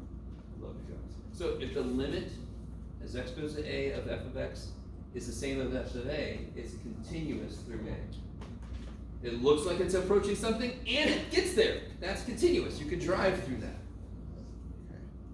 Okay.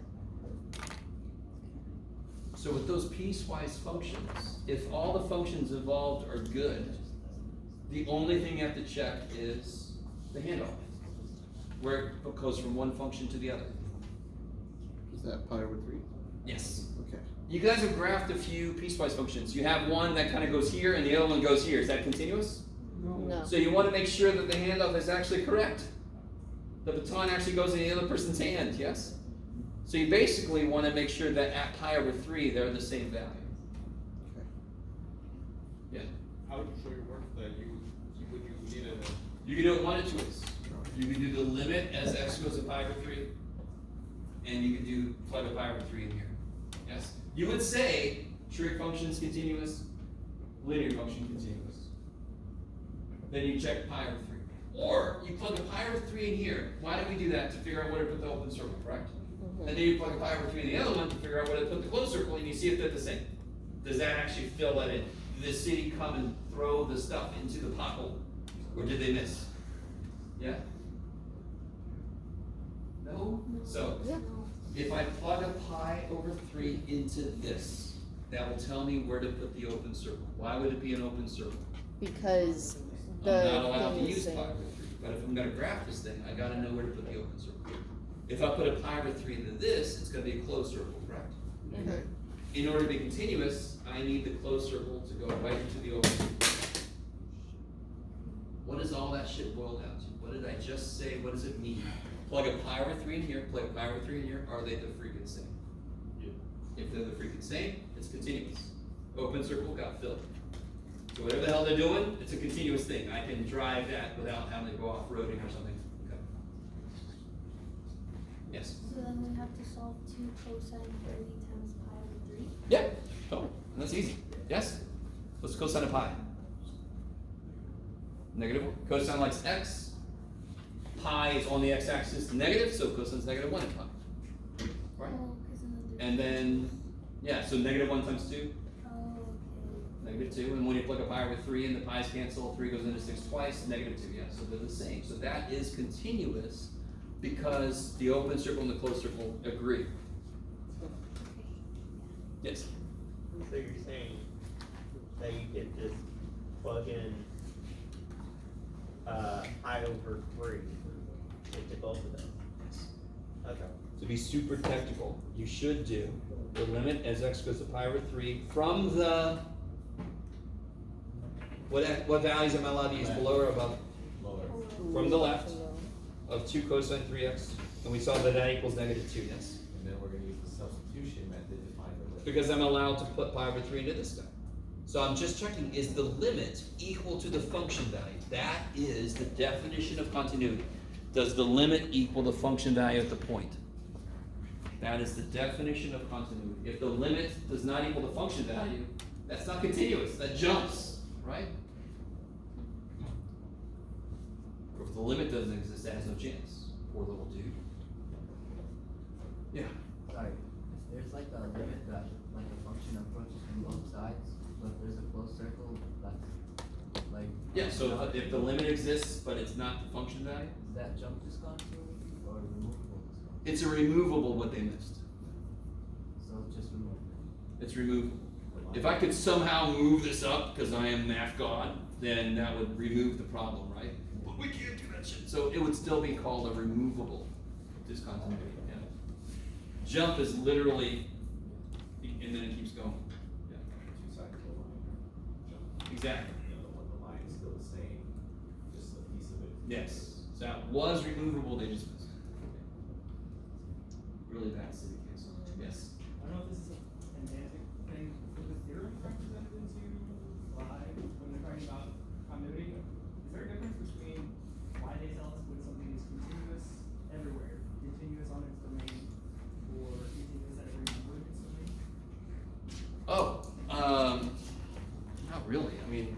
make that distinction? Theorem 4, theorem 5, theorem 7. and Oh, it just is the way they say it. I got you. Oh, okay. So theorem 4 is just talking about a specific point. Does this kind of make sense? If f and g are continuous at A, then f minus g is also continuous at A. So it's sort of like that, just kind of makes sense. This one is more general. So any polynomial is telling you which functions are continuous everywhere, or at least on its domain, right? This one is saying if you know it's continuous at a point, and another function is continuous at that same point, then any combination of those two are continuous, yeah. Okay. There's not really, if a function is continuous at every point in its domain, then it's continuous everywhere on its domain, yeah. Okay. Yes?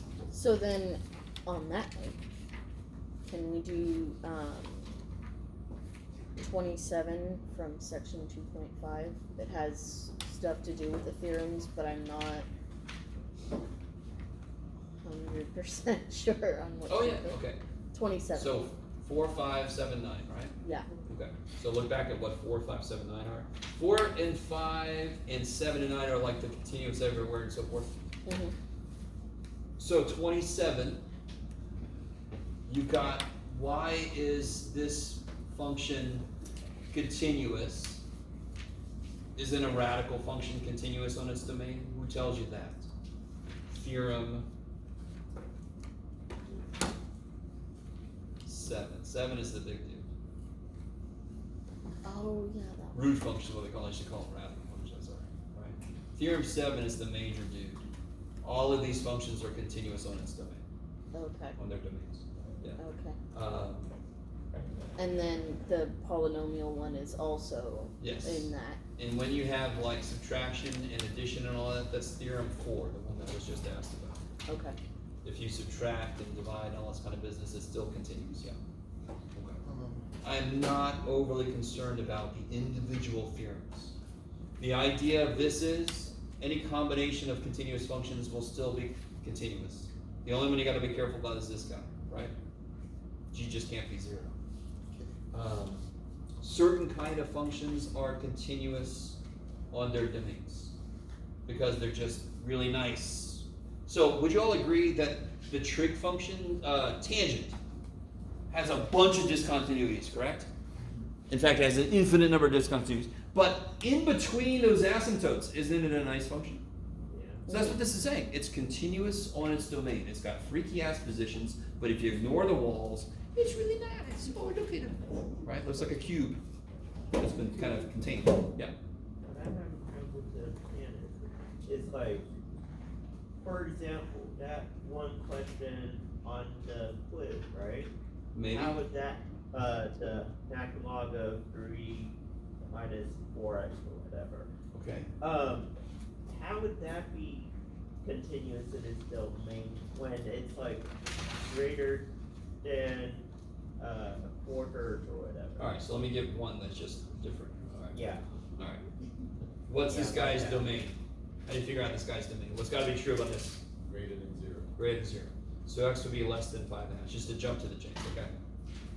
But how is that continuous in its domain when it's less than, not? I don't understand. So, what's this guy's domain? Less than 5 halves, correct? And maybe you guys remember when the x is negative, it's a reflection. So this will actually look like this roughly. So this function is nice.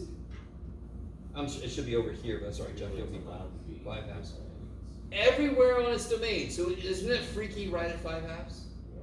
Isn't it just fine everywhere else? Isn't that a nice function? Okay, that's all this is saying. If I only look at it, the domain of the function, it is nice. It is continuous. Yes, ignore this because I have the wrong list. The other side of the line isn't part of the domain. Yes. You can't 5 halves is not even in the domain, correct? But every number I'm allowed to use ends up with this really nice function. Continuous. Nowhere does it jump. Nowhere does it get freaky. Nowhere is there another open circle. You guys, does that make sense? Yeah. Just like the trig function, tangent. Tangent is weird as shit. It just repeats itself. Little clones forever, both directions. But if you just look at one piece of it, that's nice. That's all this is saying. That's all that theorem is saying. Yes. Oh, yes.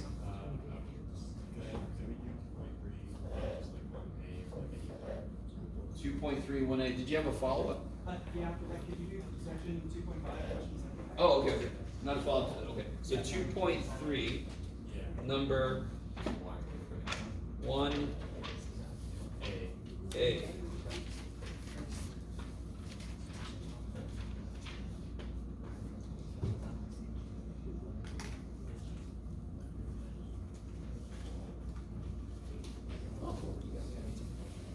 By the way, the break is anytime you want.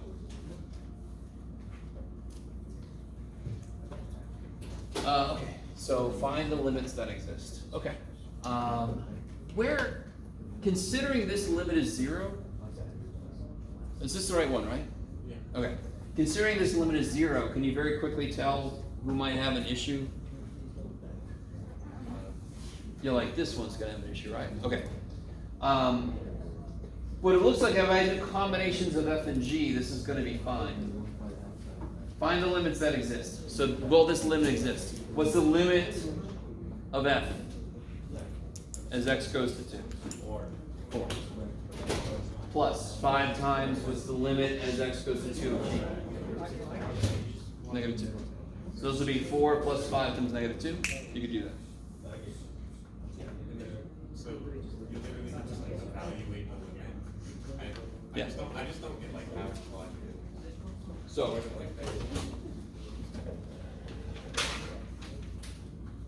guys, what's the limit as x goes to 1 of x squared minus 7x plus sine of pi x?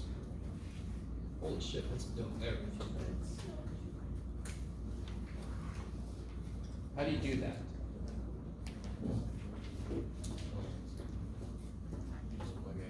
Plug a 1 in. The real reason we're allowed to do that is every function in there is continuous at 1. So I'm allowed to just plug 1 in. They make a big deal about, is x squared continuous on this domain? Yes. Is 7x continuous on this domain? So is x squared minus 7x continuous? Isn't that a whole limit law? To be really honest, that's kind of silly, because I can look at x squared minus 7x as a function in its own right. In fact, this whole damn thing I could look at as one function. Yes? So how do I evaluate a function for a limit going to 1? I'll put a 1. In fact, what's the first step? If I ask you any limit question, what's the first step? To plug in. Plug it the in, limit because what's the only time you have to do algebra? is when it's an indeterminate. When it's indeterminate. Because that means it currently cannot be determined. If it's not indeterminate, that means you should be able to determine the answer. So I would just plug a 1 in, right? So if I call this f of x, and I call g of x, x, and I call h of x sine pi x, wouldn't this be f of x minus 7 g of x plus h of x? Yes, if I did all that. Doesn't that look more like the question in the problem in the homework? But it's exactly the same idea. So instead of giving us the functions, they just told us the answers, which I'm like, feel free to do that anytime you want to. So it just Right? like evaluates like a normal number. You just Yeah, basically- exactly. I think the problem is they didn't tell us what f is. They did better. They gave me the freaking answer. So I'm like, oh good, I don't have to plug a 2 in, I just know it's 4. All the limit is in the problem is just like telling you like that's where the function. What input you're attempting to use. Yeah.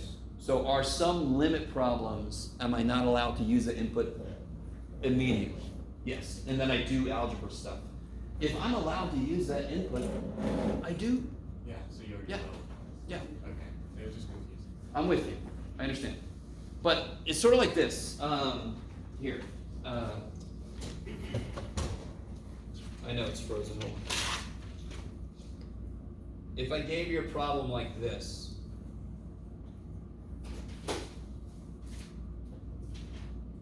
you're expecting a question about the limit as x goes to 2, yes? Mhm.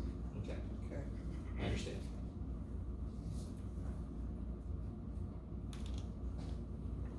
So that's 4 there. So what if I say the limit as x goes to 1?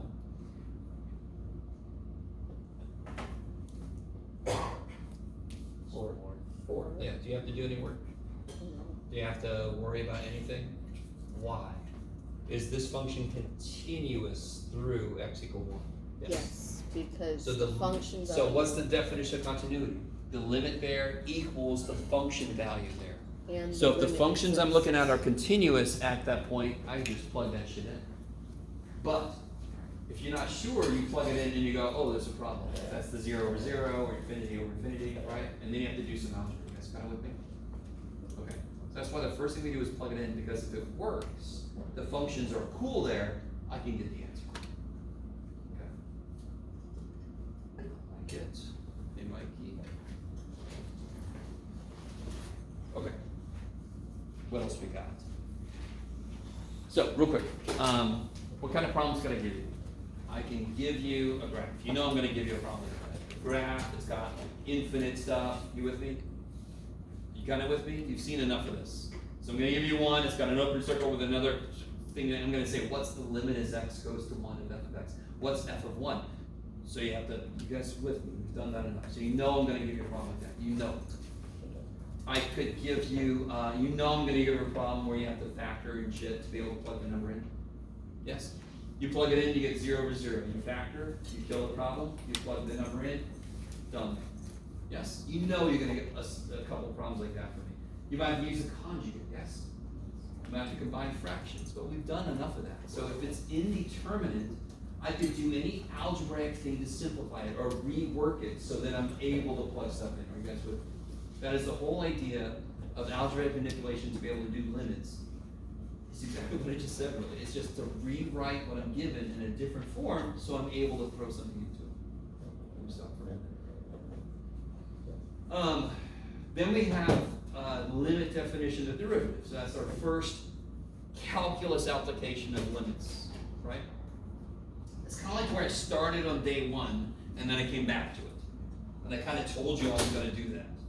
I want to give you a reason why we're going to study limits. Then we studied limits, and then we went, oh yeah, remember? The whole reason we did that shit is so I can find the limit at a point.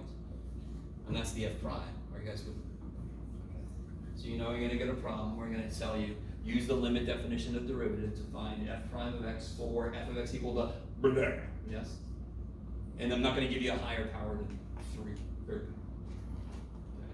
Bonus, I can do whatever I want to. Because I'm not really doing it to you. It's your choice to do it or not. Is everybody with me so far? Mm-hmm. So chapter 2 was all about limits. Just drive you insane with the limits. Chapter 1, I think, would be the one that might freak people out because there's a lot in chapter 1, correct? I seem to kind of focus on logs on the quiz. So you know I'm going to have some log questions. So you probably should know the log properties. You should know how to do like a basic log problem. Do you know how to do log base 2 of 1/8? Log base 2 of 1/8. Yes. Here's a cool way to do any fractional problem for log. Oh, What's log base 2 of 8? How many 2's does it take to multiply the 8? 3. And how do I flip it? Negative. Negative power, yeah. Okay. Yeah. Right? So, Okay. knowing that a logarithm is asking you for a power tells you how to attack a log question. You're thinking about what power does that damn thing need. So if I give you a funky ass problem, you ready? Oh shit, Jeff. You're not gonna do that though, are you, Jeff? He is. There you go. Brandon knows. So what if I give you this? Thank you, Jeff. You're awesome. 1/3. Ooh, not quite there. Ah, there you go. So what you could do for yourself is this. 27 to the what power equals 9, yes? Mm-hmm. Does anyone remember how to go from here? You take the arrow from the 27 up to the 9. No. We already did that. Oh, okay. 27 is 3 cubed, yes? 9 is 3 squared? Mm-hmm. What must be true about these? 3x equal to 2. So then we finally catch up to the what? 2/3. So Okay. the really cool way to do this is, if I break 27 up into thirds, that's 3, yes? 27 to the 1/3 is 3, and if I square that, I get 9. So that's how I get 2/3 without having to do much work. But you would get mad at us for that because I'm sorry, what? wouldn't show our work. Oh, you would hopefully say something. Don't just put that and go, no. Because you might know how to use your calculator to do this. You might know change the base formula, and you put it in the calculator. And you got 0.66667, and you knew that's 2/3. And you better say something if you do it this way. Okay. I mean, it's such a, all right, real quick. If I have 8 to the 4/3, here is the ultimate way to do this. I want to break it into how many parts? 8 times 3. What's the root? So I want to break it into 3 parts, yes? And what is that? 2. And this says I want 4 of those.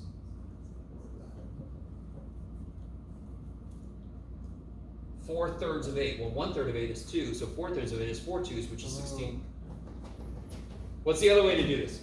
Cube root of 8, because roots are on the bottom, to the 4th power. Cube root of 8 is 2 to the 4th power is freaking 16. Yes? Yep.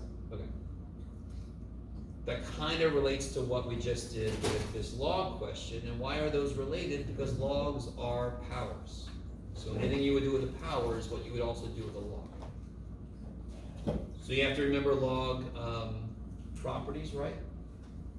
How would you do this? ln x squared minus 1 over x plus 1. And would you circle that? No, because you're better than that. Because the inside can be reduced, yes? Can you just kill an x and kill an No. Hell no, good. You have to Factor factor out the then top, you can kill some shit. Yes. and then the x plus 1 and x plus 1 cancel on the x. And you're left with the x, but I got you. Okay. You guys got okay? Basically, so, real quick. Chapter 1. The homework you had was from the review. Yeah. Okay. These kind of stuff we've like analyzed the shit out of in all kinds of ways. Now that you've done some limits, this is like, yes. Maybe? Okay.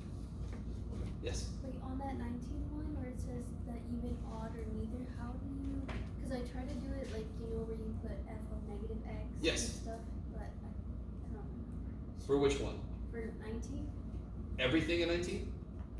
Yeah, like a, for example, like negative, Okay. like 2 and then negative x to the 5th power. Yeah, so if I'm given a function, I don't remember what it was exactly, I'm just gonna make something up. Yeah. So real quick, even symmetry is like x squared, because it's x to an even power. So what that means is, if I plug in a number and plug in a negative number, I get the same output, yes? If that happens, it's evenly symmetric. So what's cosine? Is cosine evenly symmetric? Yes. Doesn't it look like an octopus? Yes. That's evenly symmetric. Odd symmetry is like x cubed. When I plug in a negative value, I get the opposite output. Yes? That's symmetry through the origin is what it's technically called. And sine is odd symmetry. Okay, so when I plug a negative value in, so what's the check then? What's the check?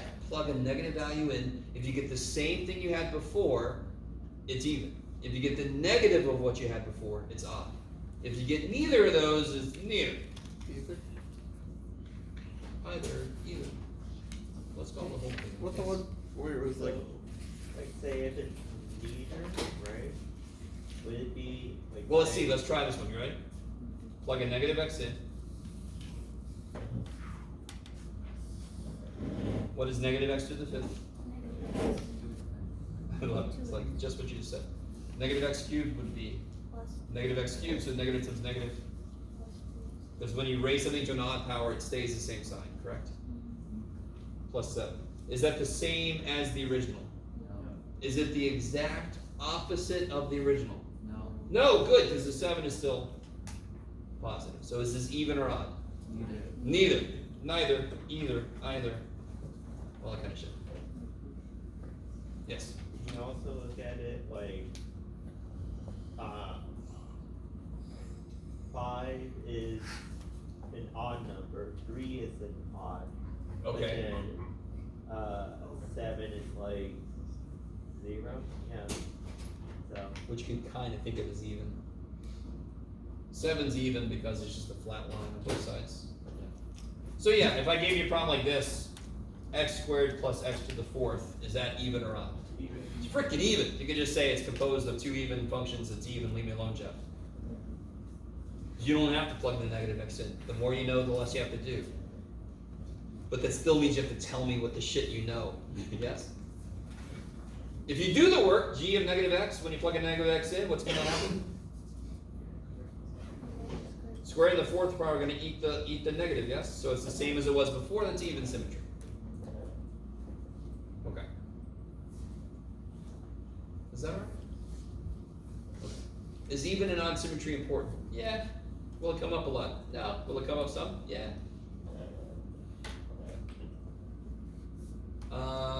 Let's see, what else do you think might be important from this? Transformations are kind of important, but I'm not going to focus a lot on them. Yes? This whole thing about transformations you have to do, you have to remember it. It is going to come up a little bit, but not a lot. those are like 21 and 22. Yeah, you have to know how to find domains, right? So the natural log, you have to know how to find domains. This thing is this idea, knowing what the inside function is going to become crazy important in chapter 5. So right now we're just sort of like, do you remember functions? Do you remember how they go into each other and so forth? Yeah. Then we get to chapter 5, I'm going to remember the inside function? Well, here's some shit. Okay. Really mean it, really mean it. Alright, can you let them in? Okay, thank you. What about something like 25? I forgot how you say it to solve it. Oh, alright, don't worry about it. Just don't worry about it. This was just an on-site, and you realize that if you make x 1, you get 6. That's all that was. Yeah? And it also was, can you quickly see that you cannot get the inverse? You cannot solve for the inverse. So kind of was inherently, do you remember how to get an inverse? So how do you get an inverse function if I give you a function? You Switch the x and y? Solve for y. Because in the process, you'll do all the operations in the opposite order. So of course you're going to end up with the function that does the opposite. Okay, that's all an inverse function is. Okay. Do you see some trig up there? Was there some trig in there? Oh, I'm sorry. So I could very well ask you some trig stuff. Yay, Jeff, I'm excited. Yes.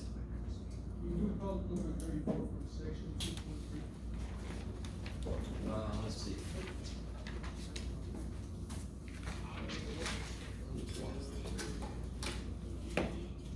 Oh! We're my 180L people. Does that look familiar? Yay. No. Yeah. So very quickly, But 34 wasn't. why can I not just do the limit directly? What happens? Why can't I just plug a 0 in? Because there's the 0. That's right. Yeah, you get a 0 over 0, correct? You'll get 1 over x squared minus 1 over x squared 0, and you get 0. Okay. Indeterminate, which means I got to do something. What's the only algebra you can really do there? You can I can erase it and hope you don't notice. No. you can multiply each. You need to get a common denominator. Yeah. So they're each missing each other. Let me freak you guys out. Does either one of these bottoms have an h in it? Yeah. Nope, they sure don't. Does 8 have a 4 in it? Does 8 have a 4 in it? Yes, because 8 is 4 times 2. Does 9 have a 4 in it? No, even though 9 is 4 plus 5, we understand in it means as a factor of it. So let me ask this again. Do either one of these have an h in it? Nope, neither one has an h as a factor. This is plus h, that's not a factor, right? So this guy has an x plus h squared, that's what he has. He has an x plus h squared, this guy has an x squared.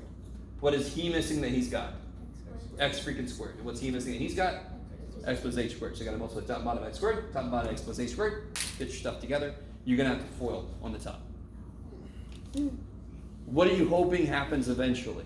That The H is gonna canceled. cancel. Because that would take the problem away, and then you'd be able to plug a 0 in.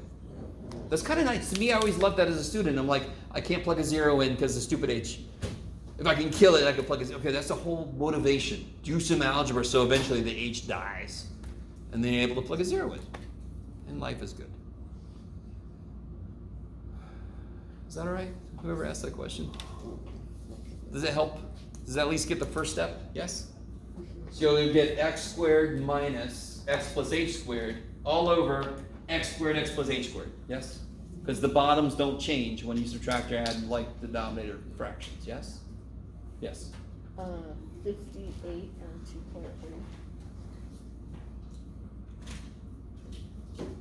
2.3. I know you explained it a little bit in class. Oh, before, did I? but Oh, neat. got- Did I assign that one? Yeah. Oh, that's so awesome. Okay, sorry. I forgot. I did don't this. think. We did the one with the mass. Yeah. Remember? Okay. Blah, blah. This is kind of cool. I had a problem in my quantum mechanics class where it said, how fast does Otto the farmer have to run so that the board that's too long for a shed fits in the shed? Because the length will contract. Do you have to understand any of that shit? No.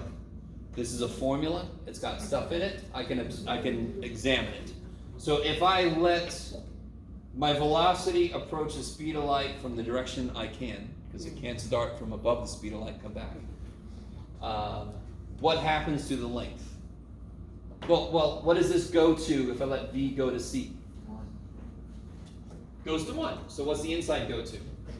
0. So what's the length go to? 0. Okay. So somehow, if you went the speed of light, to an observer, your length becomes 0. You basically just... Wait, how do you know that E equals 1? if V approaches C, isn't this just 1? Be equal. They'd be equal. Yeah. In fact, can I just plug a C in? Does anything in here freak out if I just plug a C in for V? So I can apply the limit just directly. Plug a C in for V, I get 0. So the length is 0. It's a little easier than the mass question was, because that one went to infinity. That was a little bit freakier. Was that one, section 2.2? Is that the one with the mass m 0? Yes, I think so. Yes. Wait, but you're approaching it from the. You have to, real quick. You have to, because you can't go faster than the speed of light to slow down. So how can you plug C in? It has to be from the left of C. It's okay. I'm still approaching C, correct? And what's the first thing we do when we're trying to figure out limits? Don't we just plug the number in? Yes. Yes. Can, on the practice test, can we go over a problem that's like, as the limit goes to infinity? Sure. What's the problem look like that you're talking about? I don't know. You have it. Oh, I'm sorry. I never. Oh shit. Uh-huh. This I is just all. remembered it. You should not let me do that because who knows? Here we go. Hey. All right. Do not let me hold it on after this. So where are we looking? On the back. Number Something up there. The top one. here. Yeah, one of those. Okay. I don't. Actually, no. B. Real quick. Why is A easy? Yeah. Why is A easy? Because they Or have do the you agree with me same. that A is easy? Yeah, because they have the The same degrees are degree. the same. So what's the limit? So it's negative 1/5. Yes. Do you have to show me any work for that? No. No. We're standing on the shoulders of all the work you did in pre-calculus and all the work I reminded you that you did in pre-calculus. So no, you don't have to show me any damn work. Just say negative 1/5. Because we already did the work, yeah? All right. What about part B? Is it different? Yeah. Not really. What's the degree of the top? It's not 4. Let me just save you. 1/2. Yeah, why is it a second degree? Square root, yeah. Oh, So that's on the order of squared. So are the degrees the same on the top and bottom? Yes. So how do you figure out the limit? To infinity. 3. It's the ratio. Yeah, exactly. So what's in front of x squared is square root of 9, which is 3 over negative 6. 6. So it'd be negative 1/2. Yes. Yes. Why do we do 3 instead of negative 3 or the absolute value of 3? Because I'm letting x go to positive infinity. What about? So there's nothing weird happening in terms of the square root of a positive number. is the output's gotta be positive, correct? Yes. What about C? Yeah, well, Because it has the Oh, okay. You ready? has the As it gets exponential bigger, You ready? What's the negative power mean? that it's Fraction flipped. Smaller. So it's gonna be One over. 1/5 E to the No, what's being raised to a negative power? 5 over Oh, E. the only the E. 5 over E to E to the really big gets really, Really big. Small. big. Small. No, come on. E to the really big. E to the 3 Oh, yes. times big ass thing is Gets big. big ass But thing. because it's the 5 on 5 top, divided by big ass thing Oh. is small, tiny. So what's the limit? tiny. 0. Okay. Be careful. Negative infinity is Oh, big it's saying- negative. Okay, okay. Tiny is 0. Yes. If 5 divided by a billion, 5 divided by a trillion, 5 divided by a trillion to the trillionth power, that's freaking 0 for most humans. Yes. Do you guys? I really want you to. Anytime you have a function where the top is constant and the bottom is growing, that's going to be a limit of 0. 5 divided by bigger is smaller, so it's going to 0. Yes. And what's the first thing I did to make this easier to look at?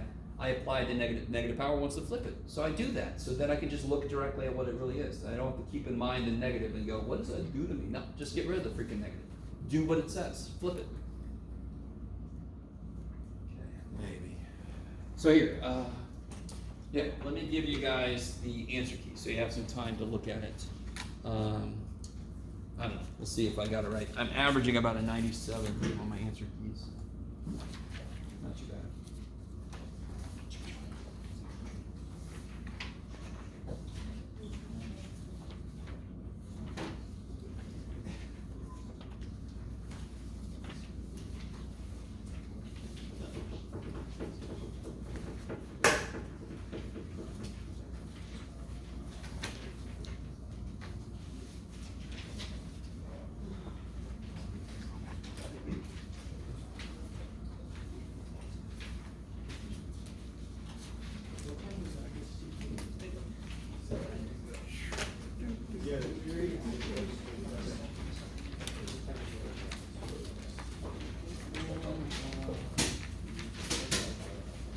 Oh, now let's see where it's going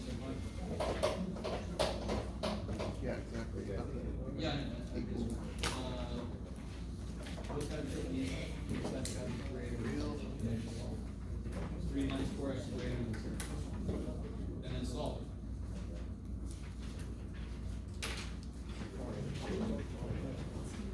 What's up?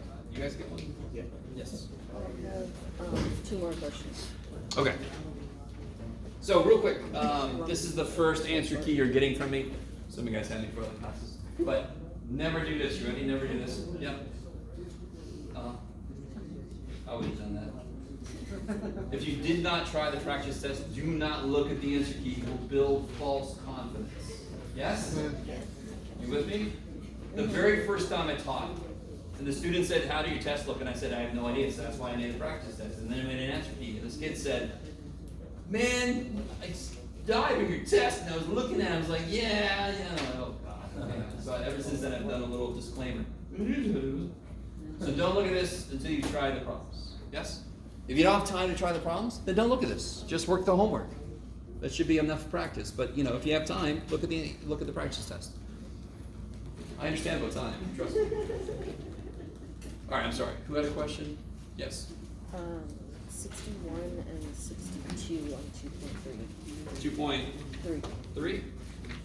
6. Oh, is the? Oh, this is the. They were the very Yeah. last 2 questions. All right. And I was very confused. I love 61. Okay. Guys, look at number 61. We've not talked about 61 yet? I felt like we did, but maybe it was somebody else. What's another class? If the limit x goes to 1, so what is happening to the bottom? Obviously, going to 0. Going to 0. The only way that the answer is not some kind of infinity, you with me so far? Is at the top, the limit of the top is, you do it. 0. 0. It's got to be indeterminate to possibly be non-infinity. Do you all agree with me? If the top is a constant and the bottom is going to 0, that's some kind of frickin' infinity. Negative, positive, I don't know. You with me? Is the limit some kind of infinity?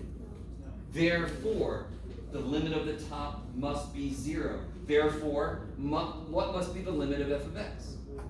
8, done. If you look at the answer key, if you look at it, they do all this stupid work, and I'm like, it's so dumb. This is a beautiful problem where it says, hey, the only way the answer will be 10 is if it's a determinant. The only way it's a determinant if the limit of f is 8. That's the only way to make the top 0. Yes. You guys see what I'm saying? But how do you know Because if it's it's 10 if it's already All right. indeterminate? Listen. Because it's not. Watch this, guys. All right. If the value is 10, then how do you Anything. know What's the that limit it's 10 as if x it's goes to indeterminate? 1 of 3 over x minus 1 squared? Is that indeterminate? No, No, why? because It's not 0 over Because 0. it's 3 over 0. Yes. yeah. It's a constant. So it's going to be some kind of infinity, and it's going to be positive infinity because every number I plug in ends up with a positive output, yes? Mm-hmm. The only way, if the bottom is going to 0, the only way the answer to the limit is not some kind of infinity is that the top is not a constant. The top has to be not non-zero. It's got to be 0. Okay. And up top I had something minus 8. Therefore, the limit as x goes to 1 of f of x has to frickin' be 8. I love that question. The way the book does the answer is dumb. So the whole idea of an indeterminate form. If the bottom is 0, that's infinity unless the top is also 0. Oh shit, that could be 10. It depends on what f is. Does this problem care what f is? No, No. just one of the limits. Maybe. Of course I would like that problem. It's a weird ass problem. But it's built on that idea we've talked about so many times. I'm like, yeah, I know, Jeff. Okay. And again, this is number 60 something. I mean, these get a little freaky. Yeah. What's the other one? 62, the one right after that. Yeah. So, sorry. 62. Where'd he go? There it is. Oh, yeah.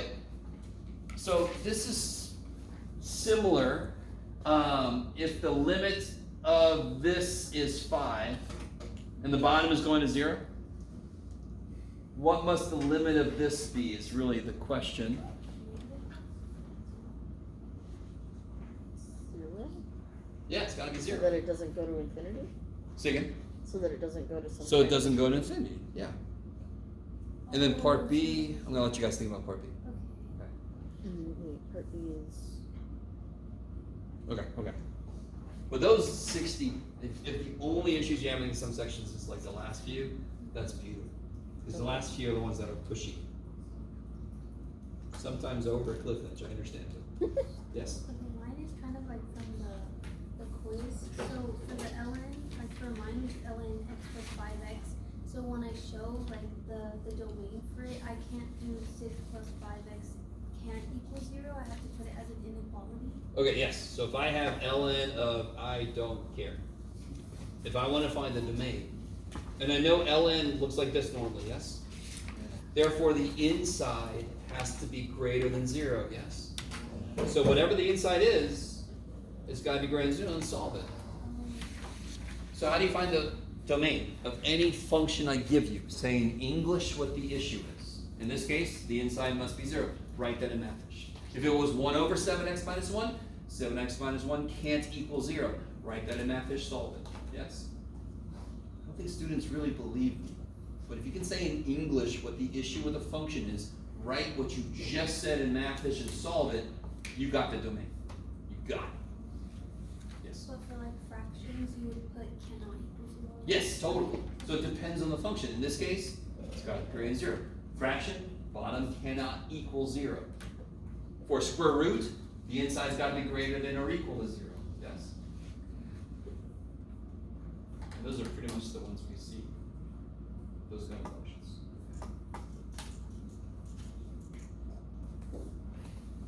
Yeah. You did number 53 on 2.5.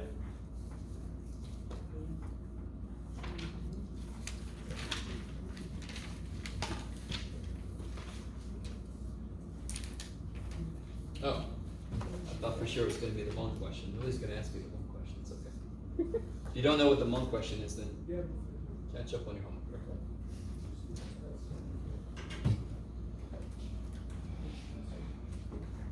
So this one, right? Yeah. Okay. Oh, okay, okay. The reason why I didn't even try is because, like, I tried thinking about it, but then, like, I tried being like, solve fx or solve, put a So, thousand on the other side. Real quick, nothing does worked. everybody agree this is a continuous function? It's composed of a trig function that's continuous known as domain. This domain is all real numbers and a freaking polynomial. Don't talk, they're beautiful. So that's continuous every day. So in order for there to be an input whose output is 1,000, I just need an input below 1,000 and an input that results in an output above 1,000. Doesn't that mean that somewhere there's an output of 1,000? So what do I get when I put a 0 in?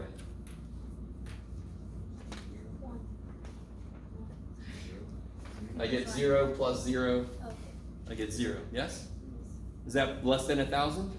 Yes. What do I get when I put 18 trillion in? 18 trillion squared plus some, isn't that bigger than 1,000? All right, that's extreme. You could be a little more direct. Let me see if you guys are with me. What's the biggest and smallest this piece can be? Negative 10 to 10. So what squared is 1,000? The square root of 1,000, which is roughly 31, 30 something? I don't know. Yes?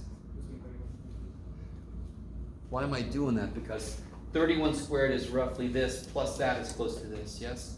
So 30 is probably less than this, and 33 is probably more than, all right, now watch, I really want you with me. If I have a continuous function, and I want to know, is there an input for which the output is 1,000? Yes, and I know it's a continuous function. And I know there's an input whose output is 0, and I know there's an input whose output is 2,000. Do I have enough evidence that there's an input whose output is 1,000? It's continuous. What's the only way it could avoid going through 1,000 output is if it could somehow jump, and can it do that? It's continuous. It's not allowed to do that shit. So it's like, I don't want, shit. It's gotta have an output of 1,000. If it's got an output below 1,000 and an output above 1,000, and it's continuous. Now, if it was discontinuous, it could just jump. It doesn't have to have an output of 1,000. But if it's continuous, it's got to hit every value between two things, yes? Does that make sense? So all you have to do for that problem is say 0 is 0 and 1,000,000 is large. Therefore, it's got to have 1,000 as an output because it's got to go through everything between. Does that make? It's not going to be able to jump. It's got to go through every possible value between because it's continuous. So, don't need to do work after all. Well, you got to show me something. F of 0 is 0. Like, you didn't have to extensively do any algebra to it? No, you don't have to do any algebra to that. The idea is, if I know the outputs for a continuous function, it has to hit every output between those two. Because it's continuous, it's not allowed to jump over something, it's got to go through everything. That's the idea. So, how do I know if there's an x-intercept for a function? Well, if it's negative somewhere and positive somewhere, a continuous function, does it have an x-intercept? It's got to go through the x-axis. There's no way for it to leap over it if it's continuous. You guys with me? Okay. And your calculator uses that theorem in a way to augment its ability to find x-intercepts. The TI won't tell me the formula because they think I'm a competing calculator company when I try to email. Can you tell me? Oh, who are you? Shit. Yes. It's number 64 and 2.3. 2.3?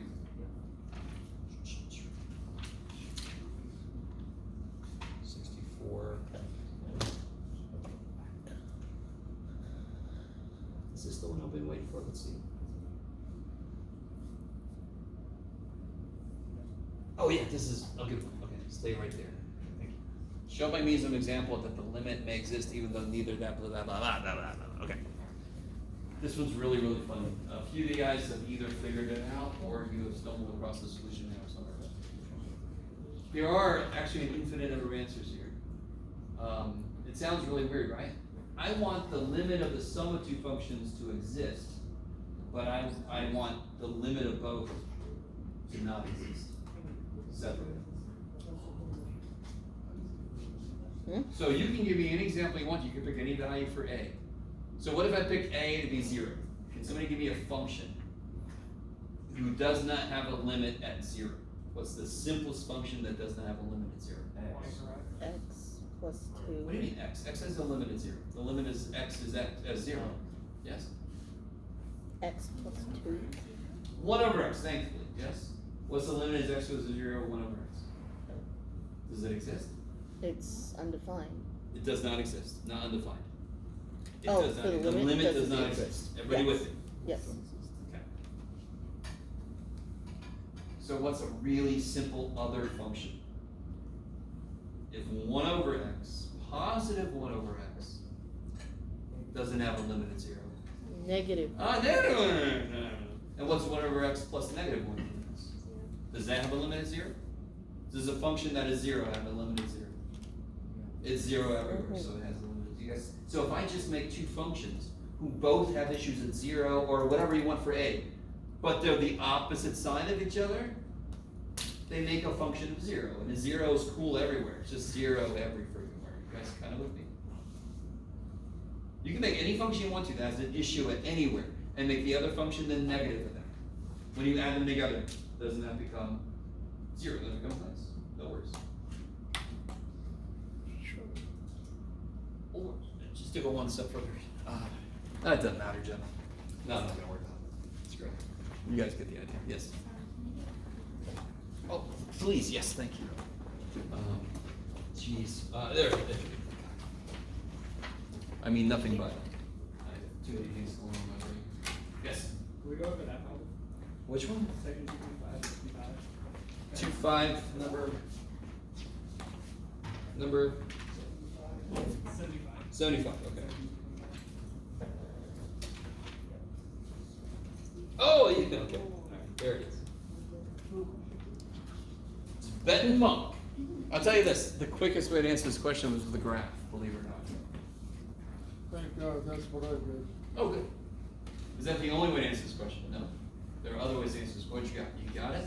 I think I have it, but this is what I put down for that. So, for if you do like a valuable A for one day on the morning of 7 a.m., you're going up the mountain.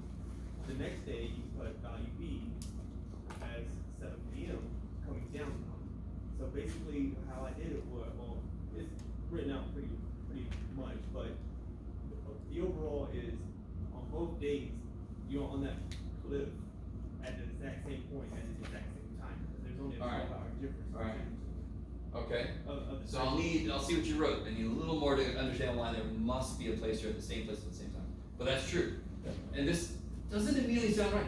There must be a position that you're there at the exact same time as you were the day before. It's impossible not to, if you consider he's retracing his steps. Right? Yes? Is that because it assumes that there's a point where he's exactly halfway up? No. Well, I mean, that's true, but that doesn't need to be factored in. You can go up very slowly and come down, you know, rolling down. Very quickly, yes? So it doesn't matter when or what time or whatever he's at the halfway point or what the halfway point is, it doesn't matter. Those two graphs are gonna intersect at some point. So when he first starts, how high is he up in the sky? He's at ground, and he's down here, yes? And then he climbs, yes? The next day, if I do a time graph, he starts here, and then he goes down, yes? Is there any way those two graphs can't intersect? So there's gotta be a place where he's at the same place at the same time. That's the quick way to do it. I'm curious if you did it that way.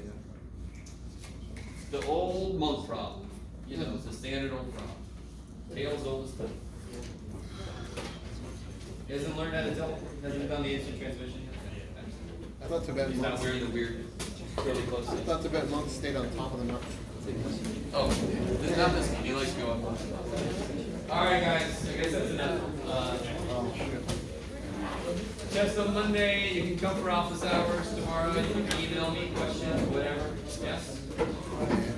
Don't come through the test without having done whole sections of homework. Make sure you do some out of every section.